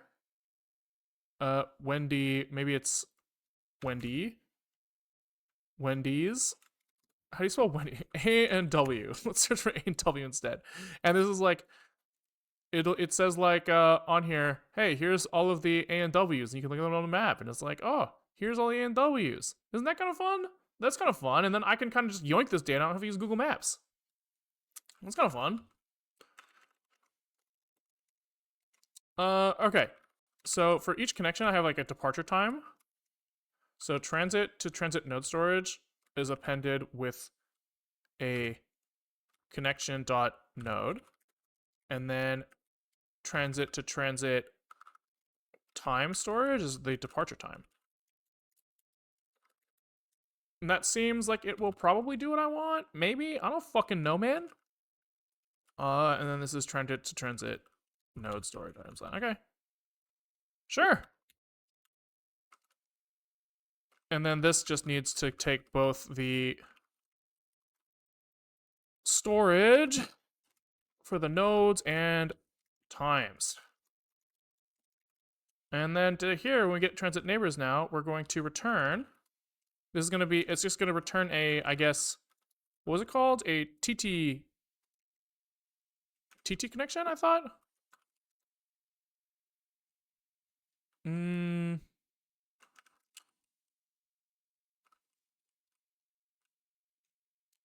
I guess we don't want TT connection. We kind of want like const transit neighbors. And here we return a transit neighbors. And then here we have departure times and node IDs. And then here we have start and end, and we just return. Oh yeah, oh yeah. Node IDs is this, and times is this. Departure, transit time storage, and node storage, I guess. Sure, fuck it. Node IDs is empty here in this case, and departure time is also empty. Yeah, fuck it. That seems maybe like it'll work. And then we can go back to our path planner, and he's going to call get transit neighbors, and he's now going to say for 0 to bus neighbors node IDs dot len. He's got an integer, usize, I guess. He's going to now have departure time plus neighbors departure times I, and the neighbor ID is bus neighbors node IDs. All right. Sick. I mean, I think that we just got somewhere. Let's just write down that neighbor leaving at this. And let's just kind of see if this looks sane. Because it might not. We might have just like hella fucked up. But if we didn't, that's so sick. Fuck! it never works, it never works, it never works. We forgot to feed the thing right. So he's feed him way, sure. But we should also feed him metadata, bus trip times at way ID value minus metadata OS bus way start index. Fuck! We're close. We're getting close. Map data 245. These have to be tried, I guess. Wow, what a fucking garbage function, by the way. Like, I'm looking at this and it's just like my eyes just like gloss over and my brain turns off. It's like, man, if only there was like, if there only there was like something you could do to maybe like split up large chunks of detailed work into like bigger like pieces that are like kind of named well and easy to grok. That would be so cool if that existed. But it doesn't. There's no such thing. And so we will have to live with a piece of shit pile of junk. Expected type const trip times found trip times. Oh, so map app zig 251. This thing needs to feed in a reference. Holy fuck, dude. This is getting bad. It's getting bad. We need a cleanup day for sure. 314.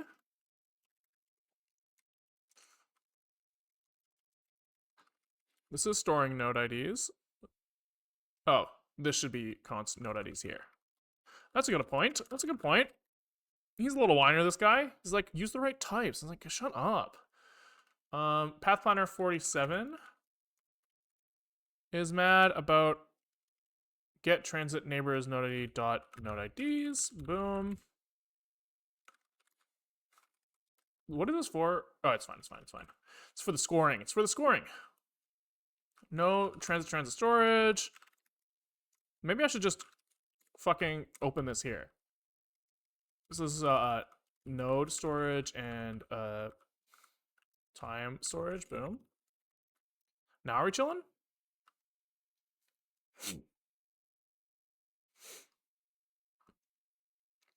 Okay. All right. Okay. Let's see what happens. So what were we hoping to see? We were hoping to see reasonably logged times for transit neighbors of a given node, right? So we were kind of hoping that if I like start a path plan here, and I kind of just like try to walk towards the bus, instead of it crashing, we were hoping to see something a little better than that. But you know, sometimes it is what it is. Me neighbor. So this is back at 446.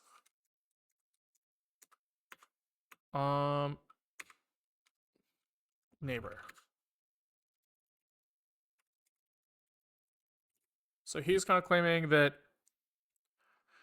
the node at 626.926 does not have a neighbor at 626.629. I'm thinking for a second. Find transit neighbors has duplicated nodes, which we don't want. Oof. So the problem is, how do I say this? No, that doesn't even explain the crash, but it is a problem. So we kind of assume that we can, how do I explain this? I don't really have it like well formulated in my head. So we have like, in order to support momentum-based movement, when we go from here to here to here versus from here to here to here, so like we'll call this like, you know, path 1 versus path like 2, right? We want this red line to have like a higher score than the orange line, right? And so that means that like our A star isn't really working in this like 2D space, but it's working in this like weird like fucked up 3D space where it's actually storing like pairs of nodes as its node in its walk graph. So each pair of nodes has a score. Now, to store our scores, we have like one big ass flat array, and we kind of just say like, this is node 0, from node 1. This is node 0 from node 2. This is node 0 from node 3. This is node 1 from node 0, right? Like we have like kind of this, and we kind of like flag in here like, oh, node 0 starts here, node 1 starts here, node 2 starts here. And I think that there's like a desync here happening now because we kind of, in order to construct this thing, we say like, who are my neighbors, right? And that's great. But when we do that now, I think there's something fucked up happening where if the bus route, you know, this is a bus connection, we have a connection at 12:02 and a connection at 12:25 and a connection at like 12, you know, at like 1 o'clock or whatever, right? And each of these has like the same node pair, but it's like given to it like a bunch of times now after the changes we just made, and I suspect that that's fucking shit up. But I don't really have like a good rationale for that. It just kind of feels that way because like where it's crashing is he's like looking up in this score vector. He's trying to say like, where should I place? What the fuck just happened? He's trying to say like, where should I place my next score update, right? And this is like, we want to look at like node ID 1 offset 3 goes to like node ID 17 or something, right? If like 3 is connection to 17, 17 will be in here. And so if we have the pair of like 1 to 17, we were trying to turn this 17 into an offset here. So this needs to turn into 1, 3. And that's failing because like he's like, where's 17 in here? And he can't find it. Which is odd. I don't really understand why that's happening. But I suspect that it has to be related to what we just did here. It has to be.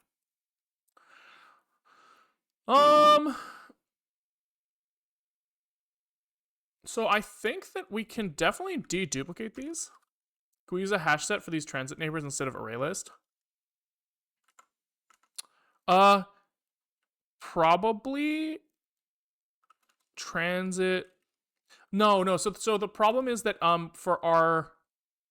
for this neighbors thing, we also want to track all of the times that we could leave from that particular bus stop at that particular time. We want it to be duplicated. That's important for us to be able to plan like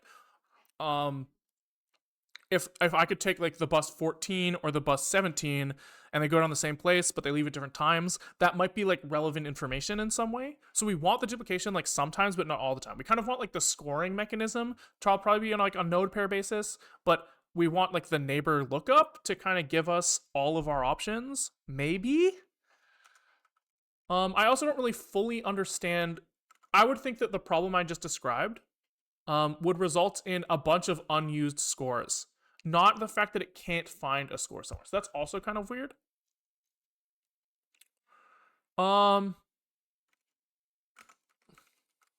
Let's just try to debug. We'll just try to debug. So I think where we want to start is just try to reproduce a crash. So let's try to reproduce it in like a very like easy to like how do I say this? I want to easily reproduce. So can we like maybe find, is there a connection here? So we'll kind of just start. We need to find like a easily recognizable location to start from. So let's kind of like start from maybe the ball sack down here.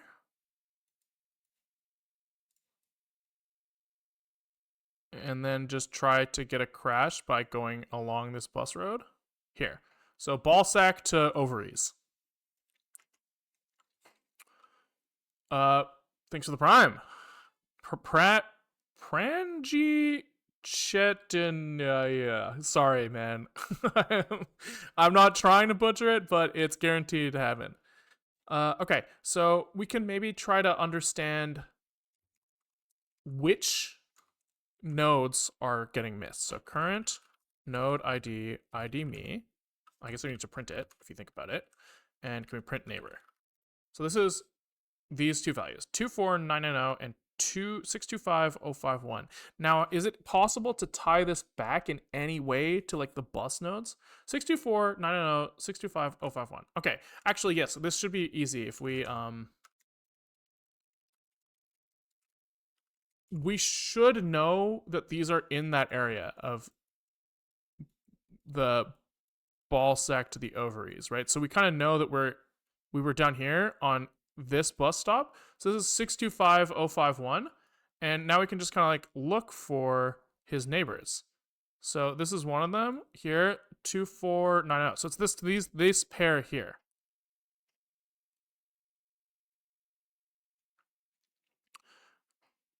And so 624990, this one on the right, is saying that he doesn't have a neighbor here. I guess if the bus is going the other way, but it's no. This bus is pretty clearly on like the top side of the street, and since we drive on the right in this country, then it should be going right to left. Should be. I could be wrong about that, but I'm pretty sure. And so then the question becomes, why, when I call get neighbors, he's like, dope, that sure is my neighbor. But when I say, hey, what neighbors do I have? It's not dope. It's not dope at all. So maybe we can try running with GDB and trying to understand what neighbors that he thinks he has. That's something that we could do. So we start at the ball sack and we go down to the ovaries. He crashes, okay. And so can we look at like info locals? List. List 370. Okay, so we have self G scores segment starts. So can we like p self G scores? Value's been optimized out. Fuck off. G scores. And we want segment starts pointer offset by neighbor value. Okay. So this is kind of like the range of our neighbors for this guy. Oh, they're not bidirectional. Oh, there might be an assumed bidirectionalness here.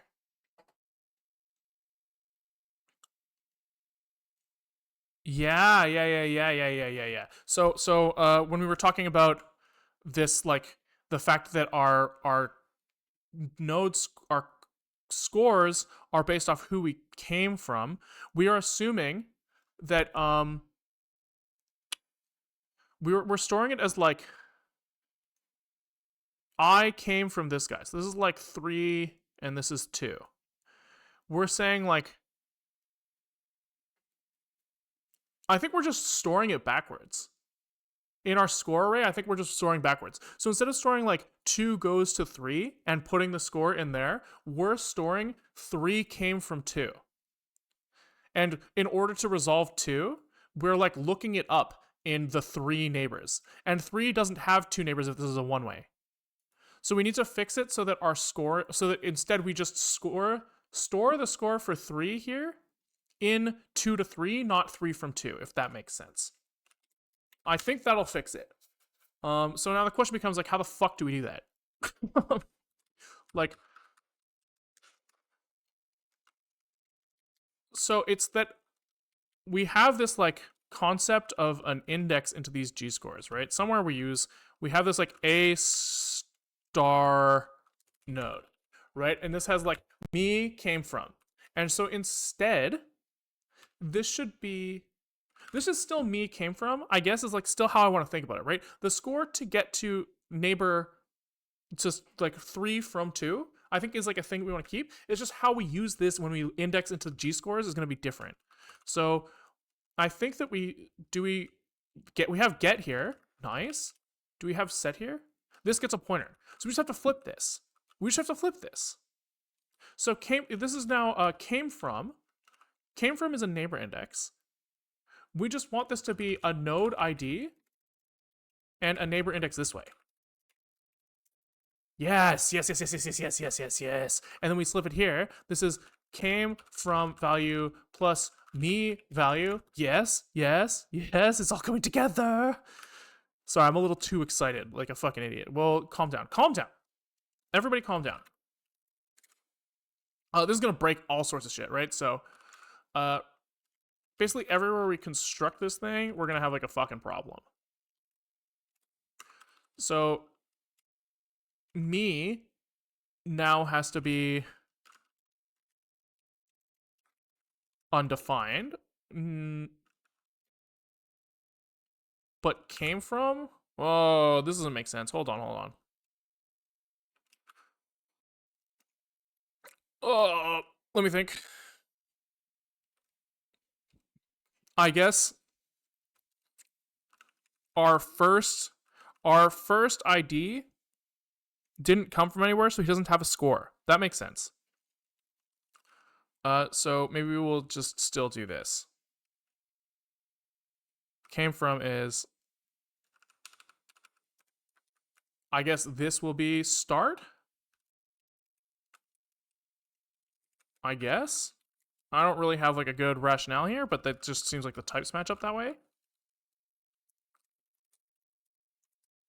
Here, when we reconstruct path, while me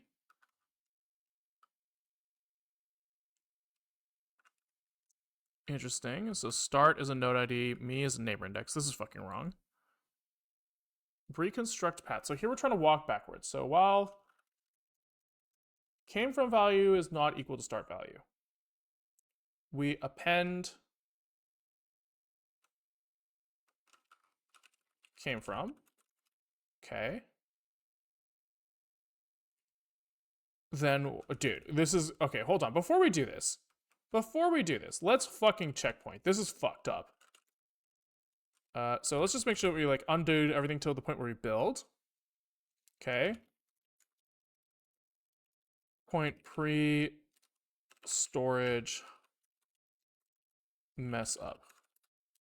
Okay, so now we can redo. Now I can redo all that. And okay, so we have to start by where does reconstruct path get called? He's like, if the current node ID is the thing, okay? So we start by appending and me. And I guess it's append self end. Okay, this is a node ID. Then we keep appending came from until came from is equal to start. Okay, that makes sense. That's probably fine. Adjacency node, expected type node ID, got neighbor index. So what's going on here? Get OSM neighbors.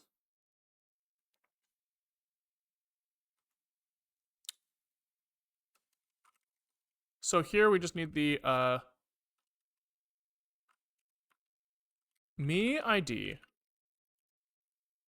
I don't really know what this is going to look like yet, but we'll figure it out. Is the current node ID came from. This is used as an index into self G scores neighbor IDs plus. This makes sense. I think this makes sense. So this says like my me node ID is the neighbor IDs came from plus the offset. Sure. I don't really understand, but sure. Now we are looking for the neighbors for me.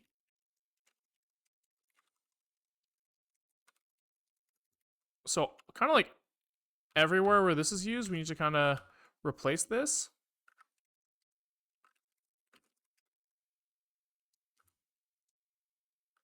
I guess. It feels like that's right.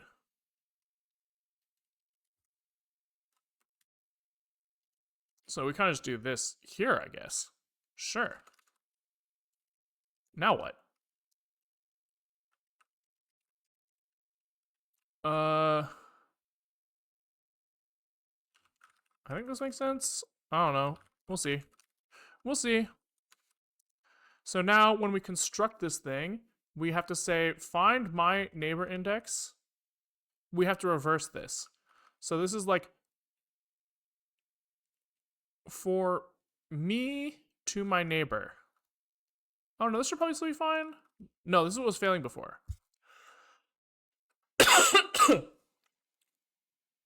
But me to my neighbor is the direction we wanted. So we don't need to find anything here, I think. Me node ID to my neighbor. No, maybe that's right.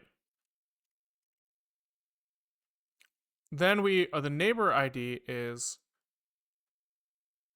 unknown at this point. Fuck. This doesn't work. This doesn't work. This doesn't work. I don't think. No, it does. It does. It does. It does. It does. Because we're storing it as the score from me to my neighbor. Me to my neighbor. Me to my neighbor. So me is me node ID, and this is came from is me node ID. Me is me neighbor. Does that sound right? This returns a neighbor index. Me is a neighbor index. Came from is a node ID. This is a node ID. All the types match up, so that feels like it should work. Inside update OSM neighbor, he's mad about all sorts of stuff. So the current is self points get, because me is not a node ID anymore. What is came from point? Jesus Christ, what is happening? Current neighbors, OSM neighbor get, where you got me, and then we're looking for the node that matches the came from value from adjacency map? That doesn't feel like it lines up right. My poor little head, dude. Dude, it hurts. Let's try to relieve some of our pain by doing something like me node ID.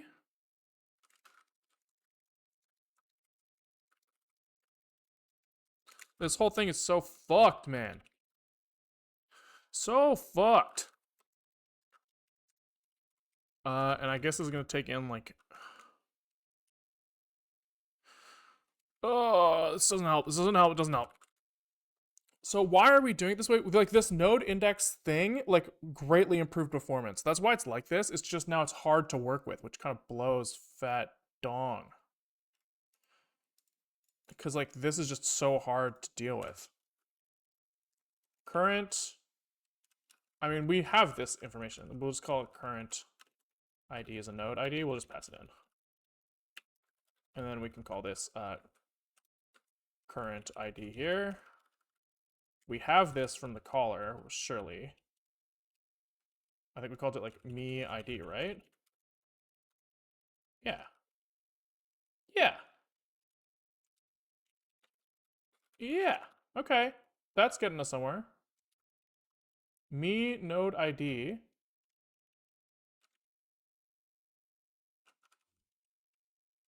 Where is, oh, was that the first argument? It was. So swap this around. Swap this around. Me node ID goes here. And me node ID goes here. Okay. So here we call current ID came from point. Now it needs a, like, where is node used? Node.me and node.came from. So here we'll just replace this with me as a node ID and came from as a node ID, I guess. So then this becomes me came from value and came from value. We replace came from point with current ID and current came from, I guess. All of this feels weird, but I'm just kind of like following the types and hoping for the best. Neighbor.me is again not really helpful. What is neighbor here again? It's like neighbor came from plus index. This is so fucked, man. This is all just so fucked. Like this, the abstractions just so wrong to the point where it's like impossible to deal with. It hurts so much. My head's just like fucking rolling in circles. but it's fine. We'll fix it later. Neighbor node ID is equal to neighbor, so we'll just pass this in neighbor here, I guess. And like,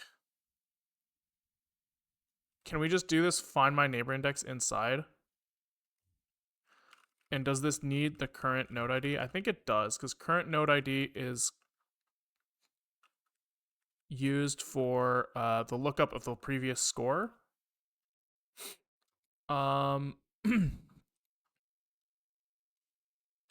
So here, I guess we'll just pass it in kind of like, fuck this,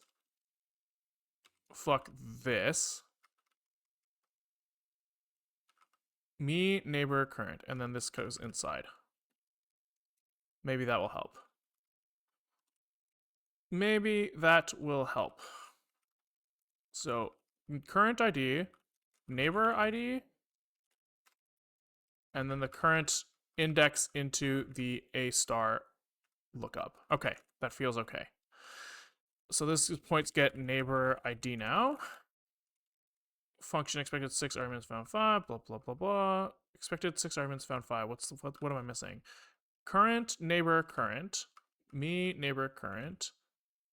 Brief time elapsed, current score. Time elapsed, current score. Why does he expect 6 arguments? Am I fucking stupid? 1, 2, 3, 4, 5, 6. It is 6. What am I missing?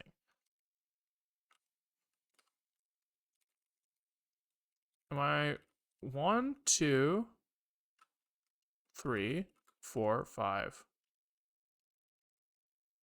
Dude, I'm losing my mind. Current ID. Neighbor ID. Current A star node. Neighbor A star node. That's it. That's what we don't need. Neighbor A star node is gone. We don't want it anymore. We don't want it anymore. Okay, so now he's like mad because neighbor me doesn't exist. So neighbor me gets replaced with neighbor ID, neighbor ID. Now here's where we have to do like self find my neighbor index given neighbor me to neighbor. So this is current ID to neighbor ID. So this is neighbor IDX is this. Okay, uses undeclared identifier. It's neighbor ID. Then we have const neighbor A star ID is an A star node. There we go. There we go. We got there. We got there. That feels great. Neighbor A star ID. Okay. Neighbor ID. Neighbor A star ID. Neighbor A star ID. There we go. We fucking got there. Okay. No, we are not there. We got close though. So expected type map data node ID found neighbor index. This is current ID. Current dot me all gets replaced with current ID. Okay, this is such a pain, dude. This gets the same treatment now where the API is changed. Just kind of like delete that shit. And this gets like me node ID, neighbor, delete this. Okay, what's happening here? This is in the bus neighbor stuff. So again, we want to give it the same treatment. So we get me node ID, neighbor ID.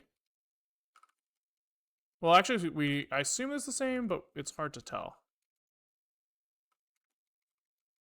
We'll see though. Current. I guess we definitely need the current thing because this is like the A star node with the current score. It's kind of like going like this, I guess. So current me node or current ID is a node ID, neighbor ID is a node ID, and then current is an A star node, and then we kind of figure out what that looks like from here. Get cost from ID to neighbor ID. Strong types helping at least? Yeah, that's true. That is a lot. That is very nice. That is very nice. Use one declare identifier neighbor. So neighbor.me, we can just kind of like go down here this whole thing and say s neighbor.me is replaced with neighbor ID, and current dot me gets replaced with current ID. Current ID, I think is what we called it. I don't know, man. Now this is the only thing that's a problem, so we need to do like self find my neighbor index given the neighbor. Oh fuck. Current ID of the neighbor ID. Okay. And this is neighbor IDX. And then we have the neighbor A star ID is an A star node. Jeez Louise. I want to lose my mind, dude. Came from is current ID and me is neighbor IDX. Oh, please. Oh, yes, yes, yes, yes. Expected type neighbor index found. Oh, so this goes away as well. Yeah. Undeclared identifier neighbor ID. Interesting. It's just called neighbor, I guess. And it compiles. I have no idea what I expect to happen or if it will work, but I guess we will just kind of run and figure it out. If it looks like it works a little bit, then we wipe our hands and we say we did it. We did it, guys. But it probably won't, right? There's no fucking way. There's no fucking way. So here we start planning a path. Error, no path. Yeah, so it's fucked.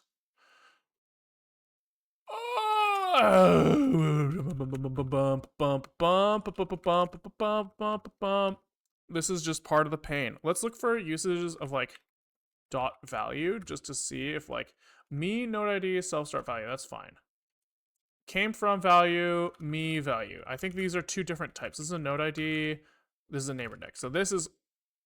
Oh, but that's fine because this is the one place where this makes sense. Okay. Stop value is equal to node value. This is fine as well. Okay, so I don't see anything that's like came from as a node ID, current neighbors. This feels like it's wrong, to be honest. Came from point does not feel like it's doing the right thing here. But everything else kind of feels like it's okay. I guess we're just gonna have to like fucking step through some of the algorithm and just figure out like what the fuck it's doing wrong. Because, you know, this is just part of the way. GB. Okay, let's go. No optimizations. No optimizations, and let's just kind of start stepping. All right. So we have our map. We kind of just go like here. We start path planning. And let's just kind of see what's going on here. So update OSM neighbor. Our current point is he exists. That's good. Came from point. Hello. What the fuck? P came from point. Oh, current from point, sorry. So current from point and me point are the same. That makes sense. The turning cost stuff should be 0. Okay. Node cost 1. So get cost from the current ID to the neighbor ID. P neighbor ID, P current ID. Oh, so this is the cost multiplier. That makes sense. Neighbor dist. So there's the neighbor distance is 4.4 meters. So we did find a distance. Tentative score, infinity. Okay, so what's going on here? Current score is probably infinity. I see. So current score is the problem here. So update OSM neighbor is called with the current G score. And current G score is like get with the current node ID. Ah, and because the first node doesn't have a valid score, he gets a little angry. Because the initial location used to be stored as like the node in the G-score thing, but now it can't be because he doesn't come from anywhere, and the come from part is important. So that's what's happening here. That's happening here. Every future node will have this, but the first one does not. So here we can just say if current node ID, did we use like a sentinel value? Did I use like a sentinel value here? I'll answer your question in a second. Sorry, I want to keep what's in my head at first. So if came from start is equal to self start and current node ID dot me is equal to 0xff. This is the special case. Okay. Sorry, break of flow. Was wondering what you're doing for the map visualization.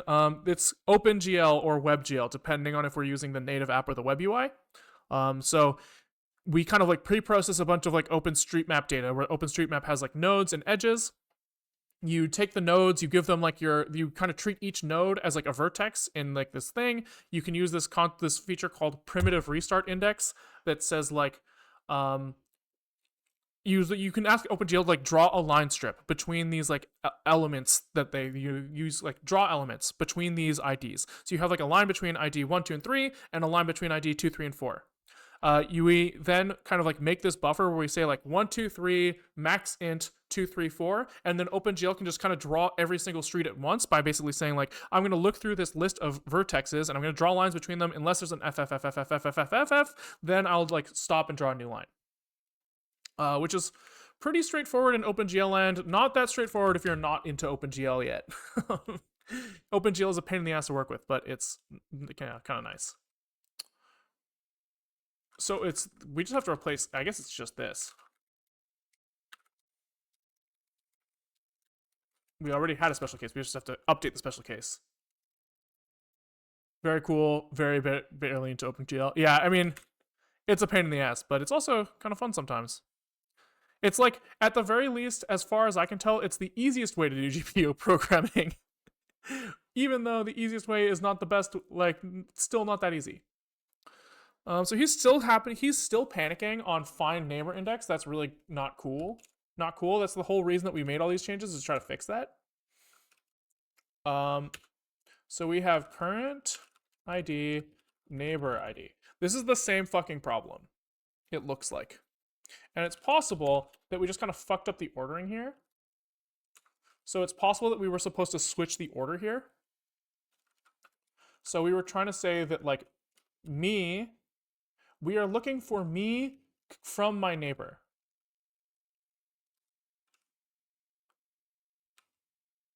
We are looking for the value of me in neighbor. And we wanted to reverse this so that we're looking for the value of neighbor in me. That is true. That is what we wanted to do. So this is me, then this me turns into neighbor. That was the whole point of this change. The whole point. And I hope that maybe that was enough. There's like, what are the chances that we like actually end up fixing this to the point where it works at all? Seems slow. That seems like a good sign. We're seeing like debug log spam. Let's try running in release mode.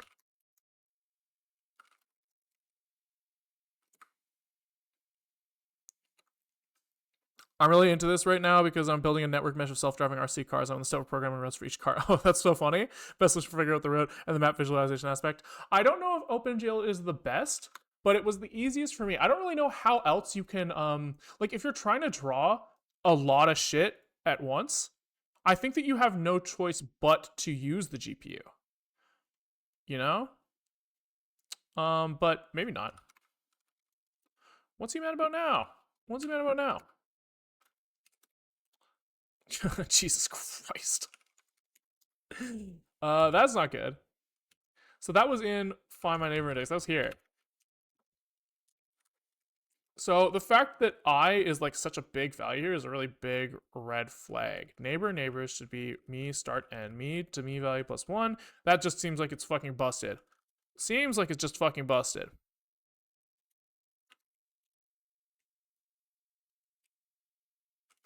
So what's going on here? We do.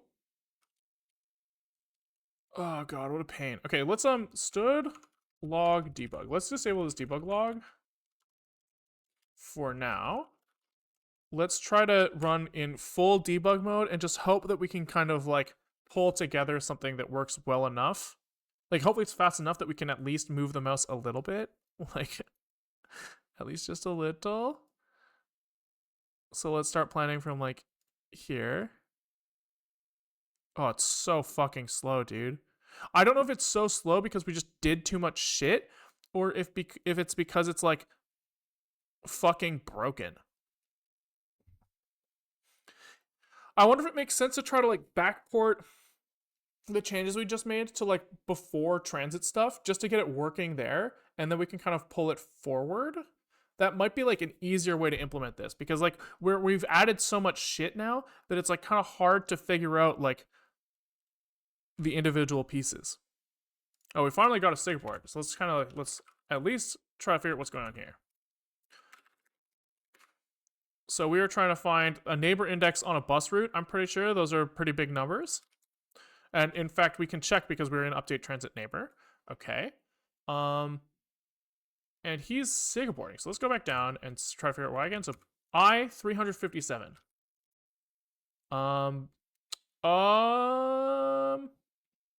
Oh, that's interesting. Interesting. So I think this is because the transit neighbors now there can be more than 255. We did like a little bit of like a check earlier. And we were like, how many neighbors can a bus have?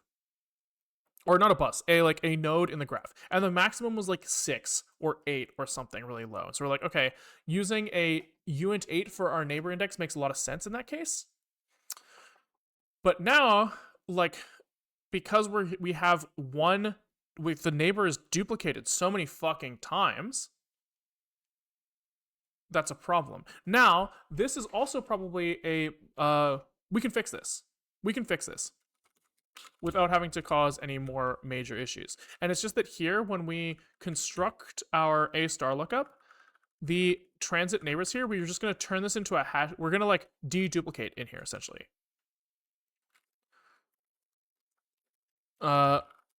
Dude, there's no way that when I review this later that I'm going to have any fucking idea what's going on. Like, this is going to be an absolute fucking pain in the ass to refactor and clean up. I'm telling you this right now. Okay, so transit neighbors, we're going to say like for transit neighbors, we're going to get like a node ID, right? And we're just going to say like const deduped node IDs is a stood auto array hash map unmanaged of node ID to void. Okay. Now we defer dedupe node IDs init with whatever allocator we're using. And then we say like dedupe node IDs dot put node ID. TN ID. And this needs an allocator and a void input. And then here, this needs to be var, and then this is going to be append slice deduped node IDs dot keys. All right. That should help, I think. I think that should fix the crash that we just saw. Now, it's going to be really hard to prove because I don't remember where that crash was. It was like maybe by this playground onto the bus or something. I don't fucking know. Okay, so it's just thinking. He's thinking a little hard. Oh my god, I wish. I wish with all my heart. What movie is that? What movie is that? I wish with all my Dragon Tales. That's crazy. Dude, I probably watched this when I was like 4. That's crazy that that's still in my head, dude. Um that's also crazy that somebody knew. Uh okay, so this is just absolutely cranking CPU. Let's try like where is this even happening? We are absolutely just cranking it in update stops, which is fair. That makes sense. Let's just try running with release again and just like hope for the fucking best. Because this is how you write code. You just kind of like fucking YOLO it and then hope.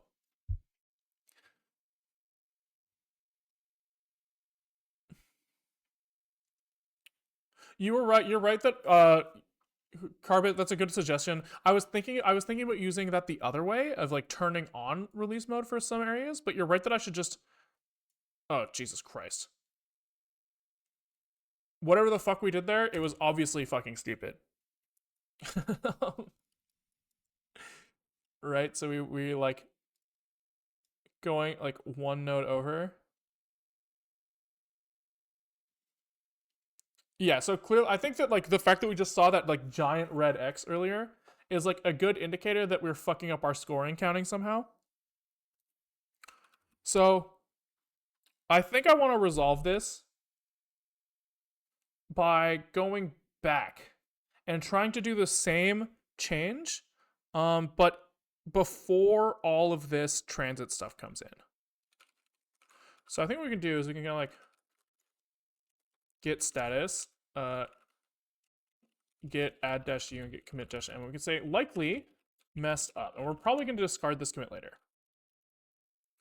But before we can kind of go all the way back to like here, and we'll try to get checkout branch, and we'll call this like score function refactor. And why were we doing this again? I've already forgotten. It was because the node neighbors are in one direction. Right. That's why.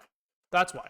And we're just gonna fucking run it again. We're just gonna run the same shit again and see if we can get it to work. Because here, at the very least, like if we make site here, back in the day, you know, back pre whatever the fuck, pre-transit stuff, debug mode worked okay. It was manageable. And so we can at least do the work in debug mode here, see if we can get it working, and that'll help us bisect. That'll help us bisect. What's a good language to learn starting to learn how to code? Like depends on what you want to do. Python is like my go-to suggestion. If you're trying to get into like low-level stuff, learn how computers work. C is a pretty good starter language as well. Like, and if you want to make websites, you have to use JavaScript. Okay, let's try. Okay, running in debug mode with the map before all the transit stuff. This should, yeah, this is like we're back to fucking moving and grooving. Okay, so now let's try to apply the same changes. The same changes were that the neighbor index, we just swapped the A star node to be me as a neighbor index, and came from is me as a node index, node ID. That was the change we made. And we just have to fucking run through all the same shit instead of, I guess we could try cherry picking. We could try cherry picking. I'm down to try it. Get cherry pick transit. Like, how bad can it be?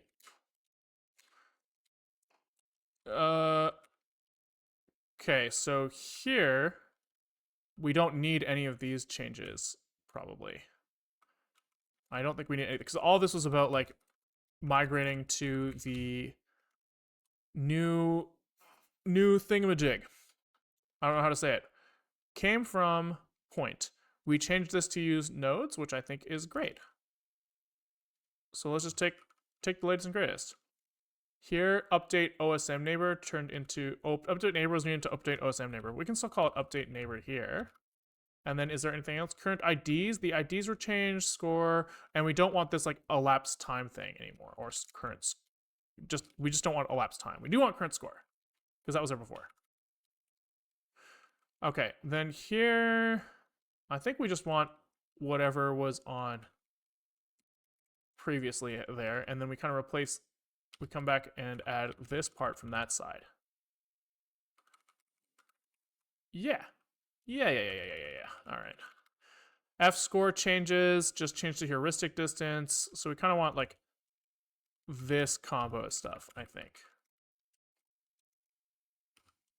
Okay, then update transit neighbor doesn't exist yet.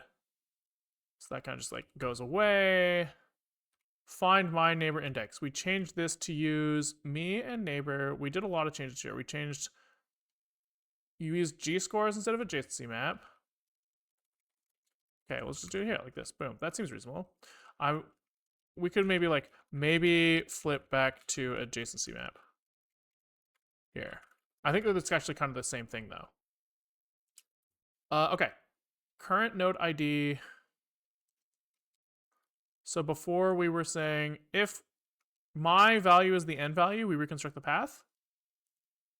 In the new version, we said if me node ID is equal to end value. Yeah, right. So here, this all has to get done as well. G scores doesn't have neighbor IDs actually, though. So here we need to go back to adjacency map. Here and here. And is it called neighbor IDs in the adjacency map?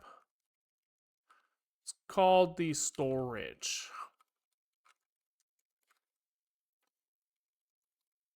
So this should also be adjacency map storage. Okay. The rest of this I think is fine. Here we have, what the fuck is going on here? I guess we kind of want it to look like this. Update neighbor from me node ID neighbor. Then we didn't have not time elapsed anymore. We did current G score. Then all of this goes away. All right, that's actually like maybe correct. Let's see if it builds. It does not. Of course it doesn't.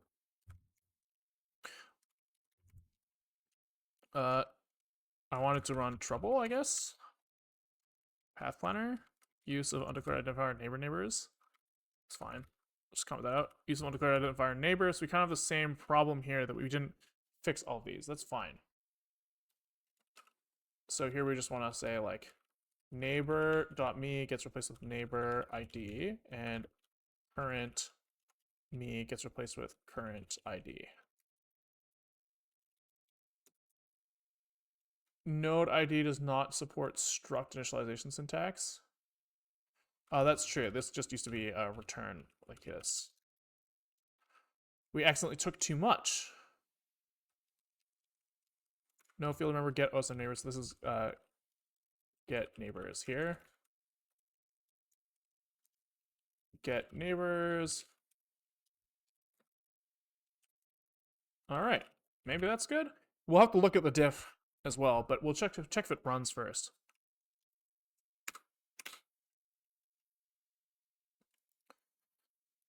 Which you probably won't, right? This is probably also just fucked. Yeah, so the fact that this is also breaking, this is like great. This is great. So we have way less to bisect now, which is great. So get dt back by 1. Let's just see what the whoa. Get dt head. That makes way more sense. All right. So segment starts used to be me value, but now it's came from value plus me value. So that was the change we were trying to make. We swapped me and came from here. Great. Me and start got switched here. And then the return path is also changed, but that's fine. What the fuck do we do here? Came from point used to take in A star nodes. And he used to say, hey, look at the adjacency map at me.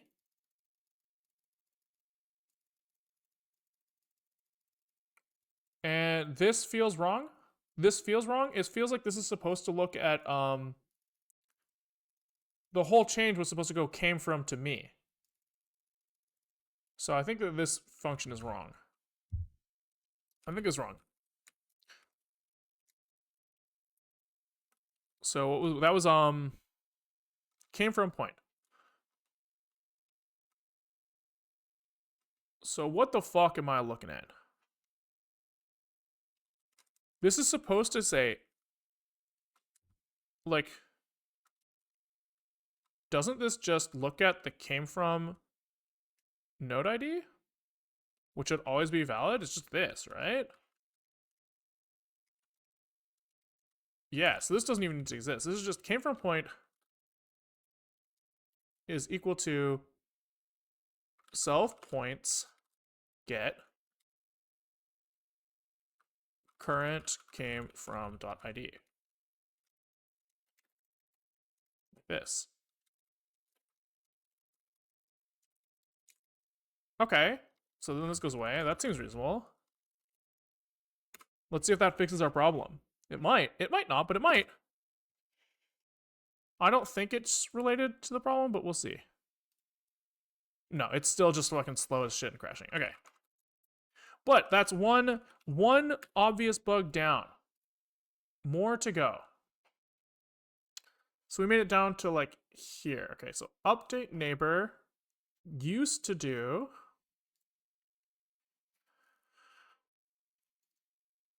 it would be nice to have like a better unified diff here. Oh well. Let's just unified. So before we had neighbors. We said current point is this, which now looks like this. Came from point this. Neighbor point was get neighbor me. So do we have the neighbor point getter here? Neighbor ID. That still seems fine to me. Node costs current to me. So this is just current ID to neighbor ID. That makes sense. Tentative score is the distance from current to me. Yeah, all this is fine. Neighbor entry was self G scores get neighbor. Now we have to construct the neighbor index. So we construct the neighbor index by saying me to my neighbor, get the index of me to my neighbor. Of my neighbor to me. Whoa. Oh, right. So this is the neighbor's me came from the current ID. That makes sense. So the neighbor index should be given this ID, index into this array and look for this value. Let's just double check that.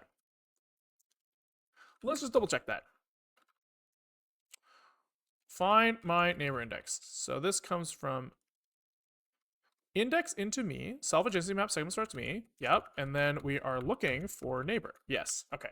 So that seems reasonable. Tentative score plus distance. Nothing in here seems crazy. Just change the name of neighbor to neighbor A star ID. We flipped this around, but that's what I wanted. And so I guess we probably just have to be careful with usages of find my neighbor index. Is this used anywhere else? No, it's the only place. That seems fine as well.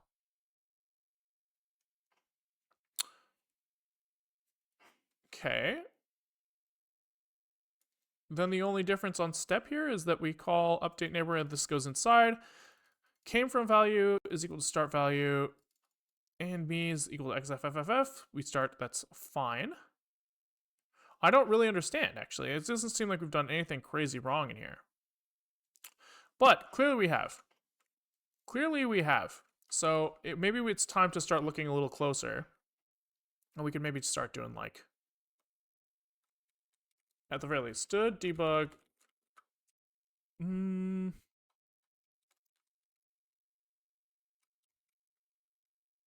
Is there not supposed to be somewhere here?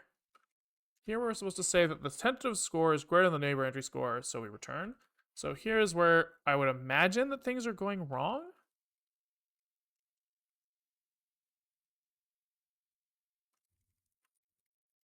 So can we look at like neighbor entry and we can look at like our tentative score is a D and the neighbor score previous score is a D.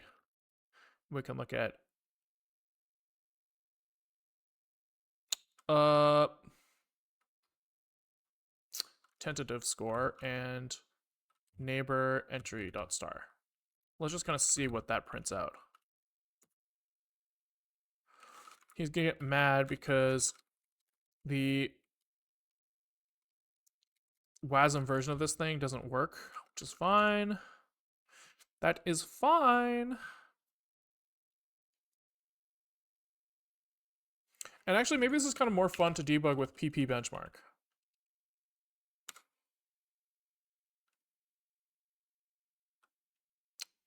Oh, okay. So that actually kind of worked. The benchmark app.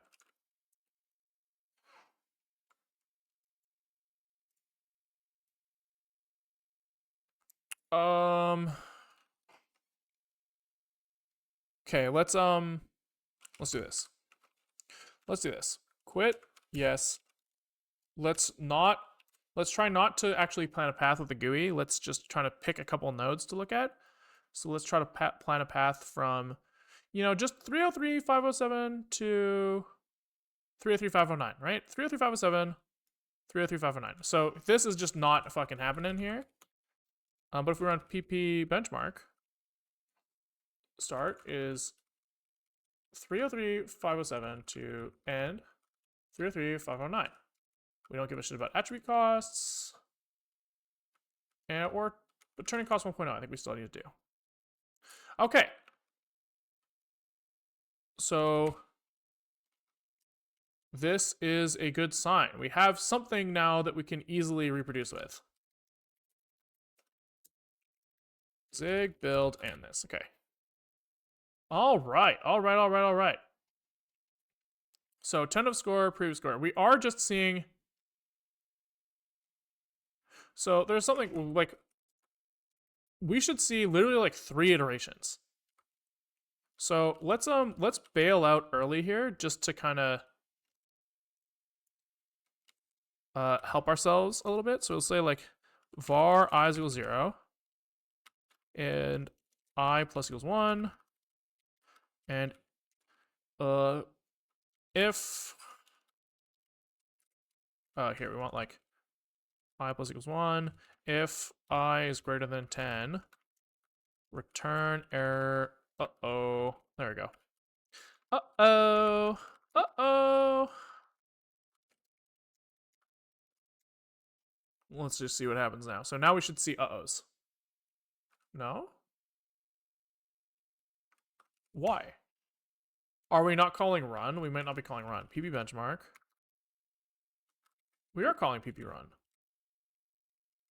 So this is within 1 step? It's losing its fucking mind? That shouldn't be possible. That should not be possible.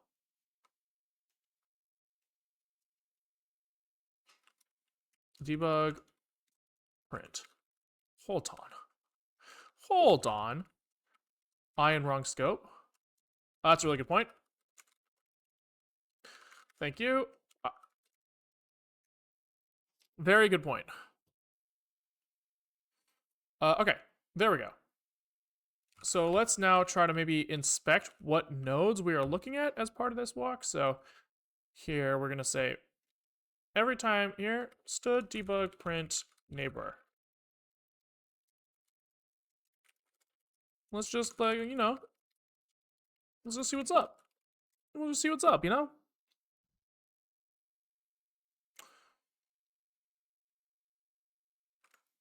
So this is just fucked. Right? Am I high? Like, if I go and I run this fucking map, and we look at 303.507, we were looking over here somewhere, I think. Did we lose it? That's annoying. It was like, here, 303.507. His only neighbor should be 303.506. So he's immediately being like, just getting wrong neighbors, which is not at all what I expected. To be honest. So that means that this mean node ID calculation is just fucking wrong, which is kind of funny.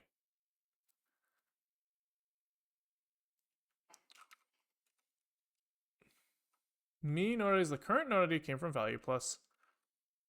We don't check we don't check this. If oi oi oi, we need to validate here. If this is true, then me node ID has to be this. And this, I guess.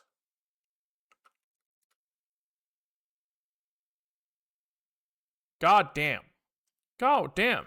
Such a simple little bug causing so many big problems. Because that should be it. Right now we come back down here and we go. Oh yeah. See now, I mean, he's still saying well, maybe that's not true. Maybe that's still fucked. PP benchmark. 303506. So at least now he's making it to 303506. But now the next neighbor is just still also fucked up. So we're still just doing the wrong thing here. So we're looking at current node ID came from value plus the me index, which seems like it makes sense. If we're looking at my adjacency map, am I supposed to be indexing to a storage like this directly? Now I'm supposed to kind of call like get neighbors for current node ID.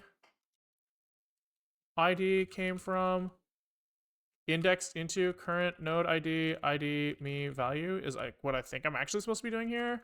I think I did something fucking brain dead before. So, you know, that could also be related.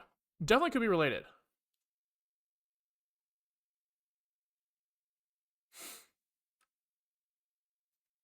Okay, so now he's mad because index out of bounds. Index 255 length 1. That's a good point.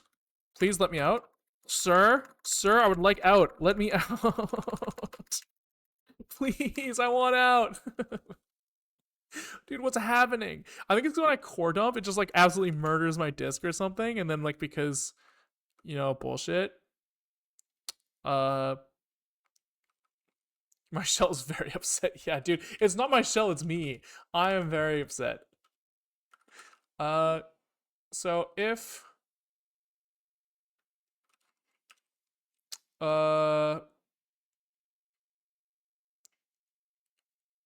let's see. We get the current node ID. I guess we like get the neighbors, which we do over here. So we'll just kind of move this up. Const neighbors is get neighbors. And we have to get the neighbors from, oh, I see. This is like my came from neighbors. Came from neighbors is current node ID came from. Boom. Me node ID is equal to if came from neighbors dot len is less than, greater than, less than, or equal to current node ID me, then we get current node ID. We get the ID where it came from, i.e. 0. Else, we get like came from neighbors index into current node ID me. There we go. That's gotta be it. Is this the U8 issue you described a while back? No, because the U8 issue shouldn't show up without the bus transit stuff. This is more that we use a sentinel value of 0xFF to indicate that we don't have a came from, and it just like fucks shit up, right? So it's this here is just like, this is an invalid index. So we have to make sure that if we see this case that we know that we're at our start node.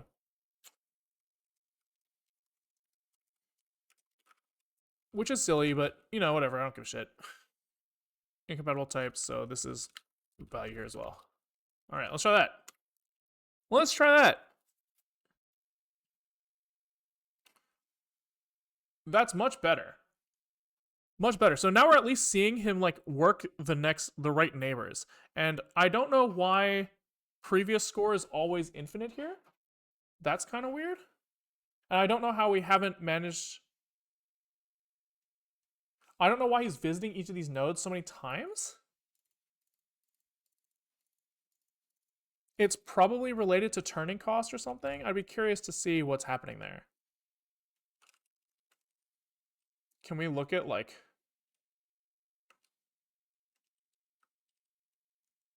get cost? Node, no, it's here. It's the tender score. So what is the current score? Where does current score come from? Current G score. So current G score is get this. Okay, maybe we like stood debug print came from our current node. Okay. And can we like print the current G score as well? Something about this doesn't feel right. What maybe this is how it's always behaved. It's very possible. It's very possible. So here we're like, let's do, I want current node ID dot ID here to reduce the amount of spam. So much spam. So much spam. Okay, so before we were like going like 255 to 307, score infinity. That makes sense. Then we're going from 0 to 3. Whoa. Oh, neighbor index 0. So the first neighbor of 303507. That makes sense. That's 303506. Then we somehow end up back at 303507 with neighbor index 255? This is wrong. There's no fucking way this makes sense. Because this should be came from. Yeah, this feels fucked up. So somebody's propagating this like me value when they shouldn't.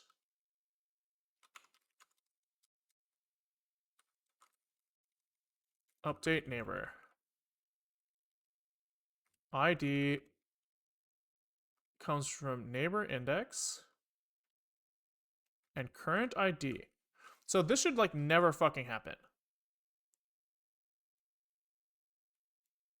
Me equals 255. So what the fuck is going on there? That has to come from this. It's the only place where we construct this thing. So what is happening here? If node ID values equals neighbor value, like what is happening? Start end.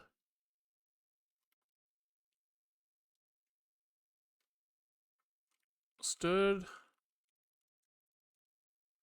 neighbor is like this should never get to 255 at all. That seems also impossible. Because the length should never get that high. They should never get that high. What is happening?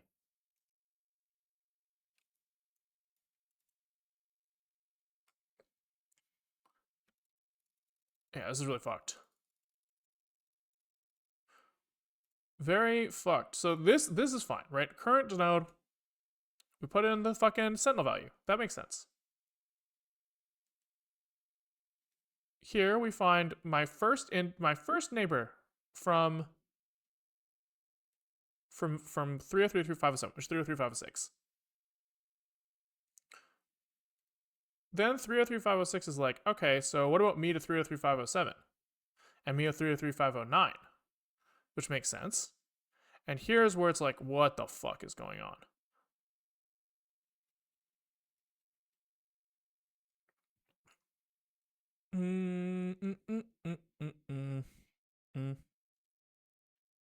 Oh, I guess he did. No, I don't get it. I don't get it.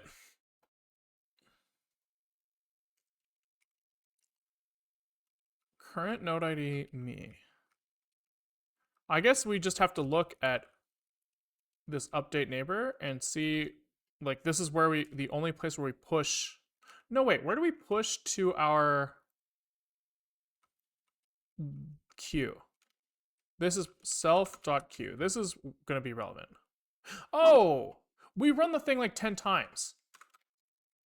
That's probably why I'm seeing it happen again. Because we fucking finished the path, and then we run it again. Okay, okay, okay. I think it's probably working. That makes it look like it's working.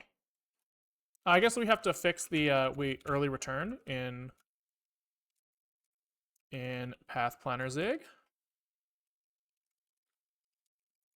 Okay. And then we can go back here and hopefully running the Path Planner will work correctly now.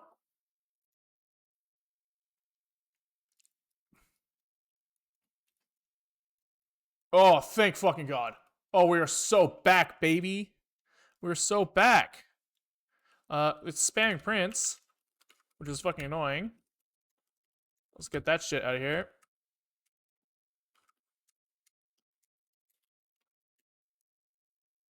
But that's a big win. Start pathfinding. Oh yeah, we're so fucking back. We are so back. It crashed because something. Shut up. I think it's if I drag off the border, it crashes, which is probably that happened. So let's go back here and get status. Get add dash u. Get status. Get diff staged.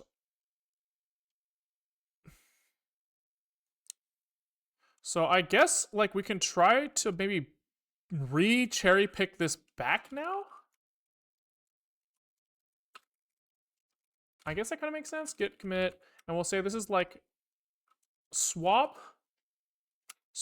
neighbor index, like swap a star node storage format, and we'll say current format assumes bidirectional node connections. Buses are only one way, so we need to store the scores in the order that neighbors actually appear. All right. Why are there two spaces here? That's weird. That's weird. Okay, and now I wonder if we can go back over to the transit side. Go back by one and get cherry pick score function refactor merge tool, and we can kind of hope to God that we end up in the same spot. Okay, so here, which one is which? Which one is which? Head, right is swap storage front. So we're trying to pull in the stuff from right while keeping the stuff from left. Left is us. Right is right, which we could have seen from get OSM neighbors. So here came from point. I think we just take what's on the right here, and we kind of just, I guess, update neighbor is wrong, but this stuff here goes into the new update OSM neighbor. Nice. Okay, that feels right.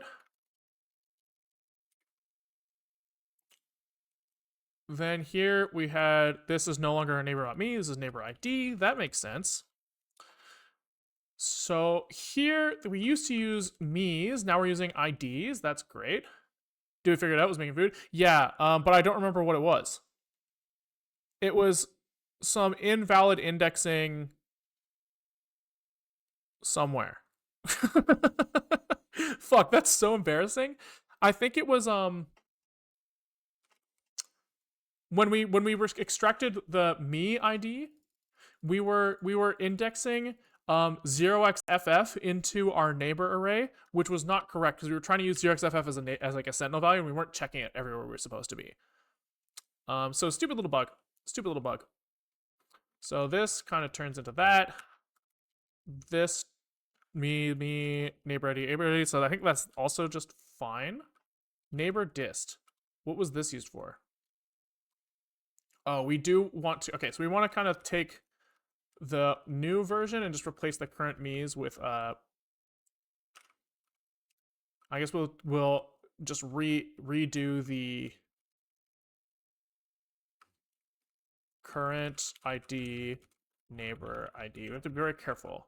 We'll be very careful, but we'll get there. Current ID neighbor ID. We still use the neighbor dist here, and then the this comes from the other side. Okay. Yes, yes. Boom. Got it. Got it. Okay, so now this heuristic distance now needs to use neighbor ID, which is great. And we use the neighbor a star ID here. The F score, I think, is pretty much the same. Yeah, we just want the new version of the F score, but the other branch version of neighbor a star ID. All right. What about down here? We definitely want the new version here. Oh, but we want them relative to G scores instead of adjacency map. So this is G scores like this, G scores here, and G scores dot neighbor IDs like this. But otherwise, we still want like the swap of direction. What happened here? Jeez Louise. So on the right side, we changed it so that what? We used came from neighbors and me node ID. We want that. Current came from neighbors me node ID. And we just want to change this so that it's me node ID on this side. Okay. That makes sense. And then the reconstruct path still used the same thing on the right side, so we're chilling. Yeah, it seems like that's all we probably right. I don't fucking know, man. Then here on the left side, right side, we just kind of change the API of update neighbor. So here we can kind of just take whatever is on the new side and fix compile errors. And let's see how fucked this is. A little bit. Undeclared identifier current ID at 302. So here, current ID, we fucked up the API here. So that's fine. We just have to fix it. So here it's update OSM neighbor. We wanted to replace this with current ID, neighbor ID. Probably we still had current as an A star node. And then this actually still looks like it all compiles, which is great. Very great for us. So update OSM neighbors now is called with current or me node ID, neighbor ID, current node ID.id, which is a whole fucking shit show, but whatever. And that's probably the same here. And then I don't know, we have to fix update transit neighbor as well, for sure. But for now, we'll just do equals neighbor ID. Just give it a sec. Right, let's zig build check. Not quite there, trouble. No field get neighbors in adjacency map. So this is get OSM neighbors. No, this is fucked up now. I see. So this previously we had this nice little API, but now we need to do like self G scores segment starts. Hold on. So we have like, let's maybe just add like a, fuck. Self G scores segment starts given the current node ID came from. That makes sense so far. 2. I guess this is +1. Indexed by me. So yeah. Okay. So this, we can call this like this. Now this is came from neighbors. Is fuck no. Start is this, and is the same thing but +1. I apologize for a complete lack of explanation of what's going on. It's because I'm lost as shit. Came from neighbors itself, G scores. Neighbor IDs from start to end. That seems reasonable. Then the rest of this just kind of works. Okay, that's great. Neighbors is get OSM neighbors me node ID is what we're supposed to do now. This is mad because we don't do this anymore. We don't need to find my neighbor index. That's handled inside. And neighbor ID doesn't exist here. It's a neighbor. And then it's kind of like the same thing here.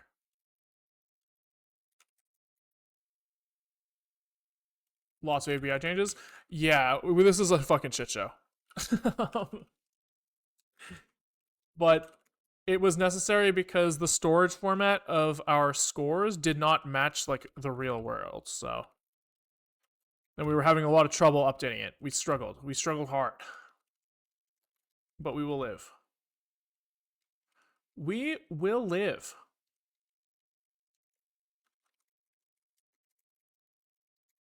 Okay, that builds now, and let's at least like see if what we should see is we should see something that like doesn't suck so terribly. I think the bus stuff won't be hooked up right, but fuck.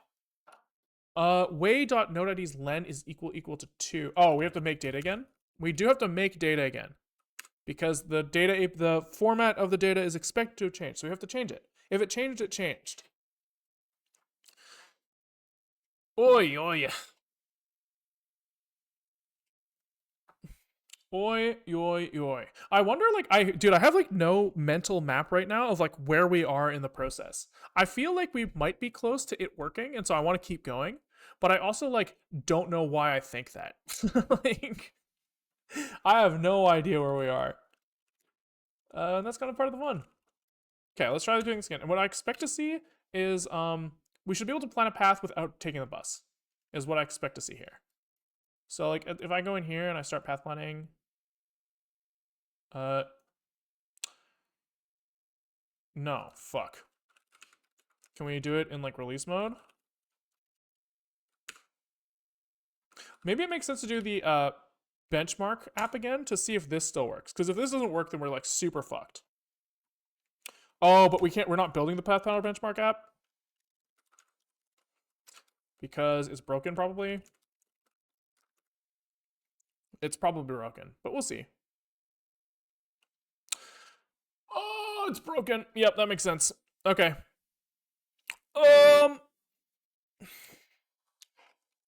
Let's just double check if release mode is working okay, and if it's not, then I'm gonna give up for now. Because my head hurts, and I don't really know where everything's not working, so we're just gonna have to take there's definitely gonna have to be another day run at this, so it's like, why not just do that, make the split now? But it would be nice to have some sort of satisfying conclusion, is the only thing. It would be nice to have like a nice spot where we can say this works. Index out of bounds.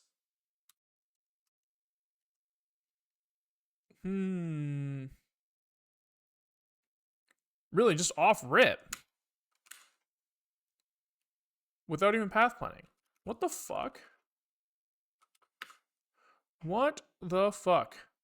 Oh, did I fucking control C? Does that like make site? Maybe I didn't let it like, if I exit too early, if I like sigabort while it's spamming that there are memory leaks, maybe that causes problems and things don't get written out correctly and stuff. So maybe I have to let it actually run. So we'll let him tell me how fucking stupid I am. He's like, you suck. You suck? You suck, you suck. That's what he's saying to me right now. And it's like, okay, chill, dude. And then let's try this again. Okay, there we go. So now he's not crashing off rip. That's a great sign for us. And then I wanted to try it in release mode. I forgot I wanted to try it in release mode. So maybe we'll do d-optimize equals release safe. Run. Okay. So in release mode, how fucking busted are we? Oh, wait. That's good. That's really good. That's really good. Okay, so that is a planned path. Now it's shit, and there's a crash somewhere in there, but at least we're like back in the state of something being semi-functional. That's really good. That's really good. We have gotten closer to the correct answer. Now update transit neighbors doesn't work correctly. It's not even implemented. I'm trying to think like what is the next thing to do. I think the next thing to do is probably to fix the benchmark app so we can get some like consistent checks of like things working correct. Like I want like programmatic debuggable instances of path planning. So I think fixing the benchmark app is going to be the first thing to do, and then we can kind of work our way back into like a semi-working thing. Something looks like it's supposed to. It's perfect time for grenades. Yeah, we just like fucking break it. So I think that we're going to call it there for today. I don't even really know what we did. I was kind of like too just like in the next thing, but I think we did a lot.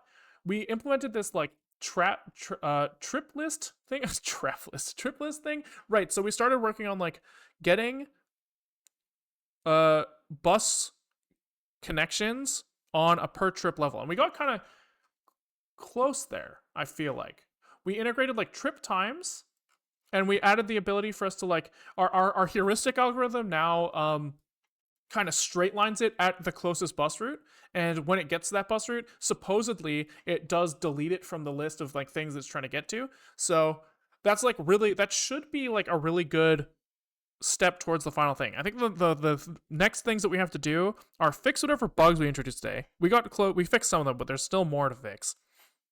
We need to make it so that when it gets on a bus, he correctly navigates using the correct bus trip times and stuff like that.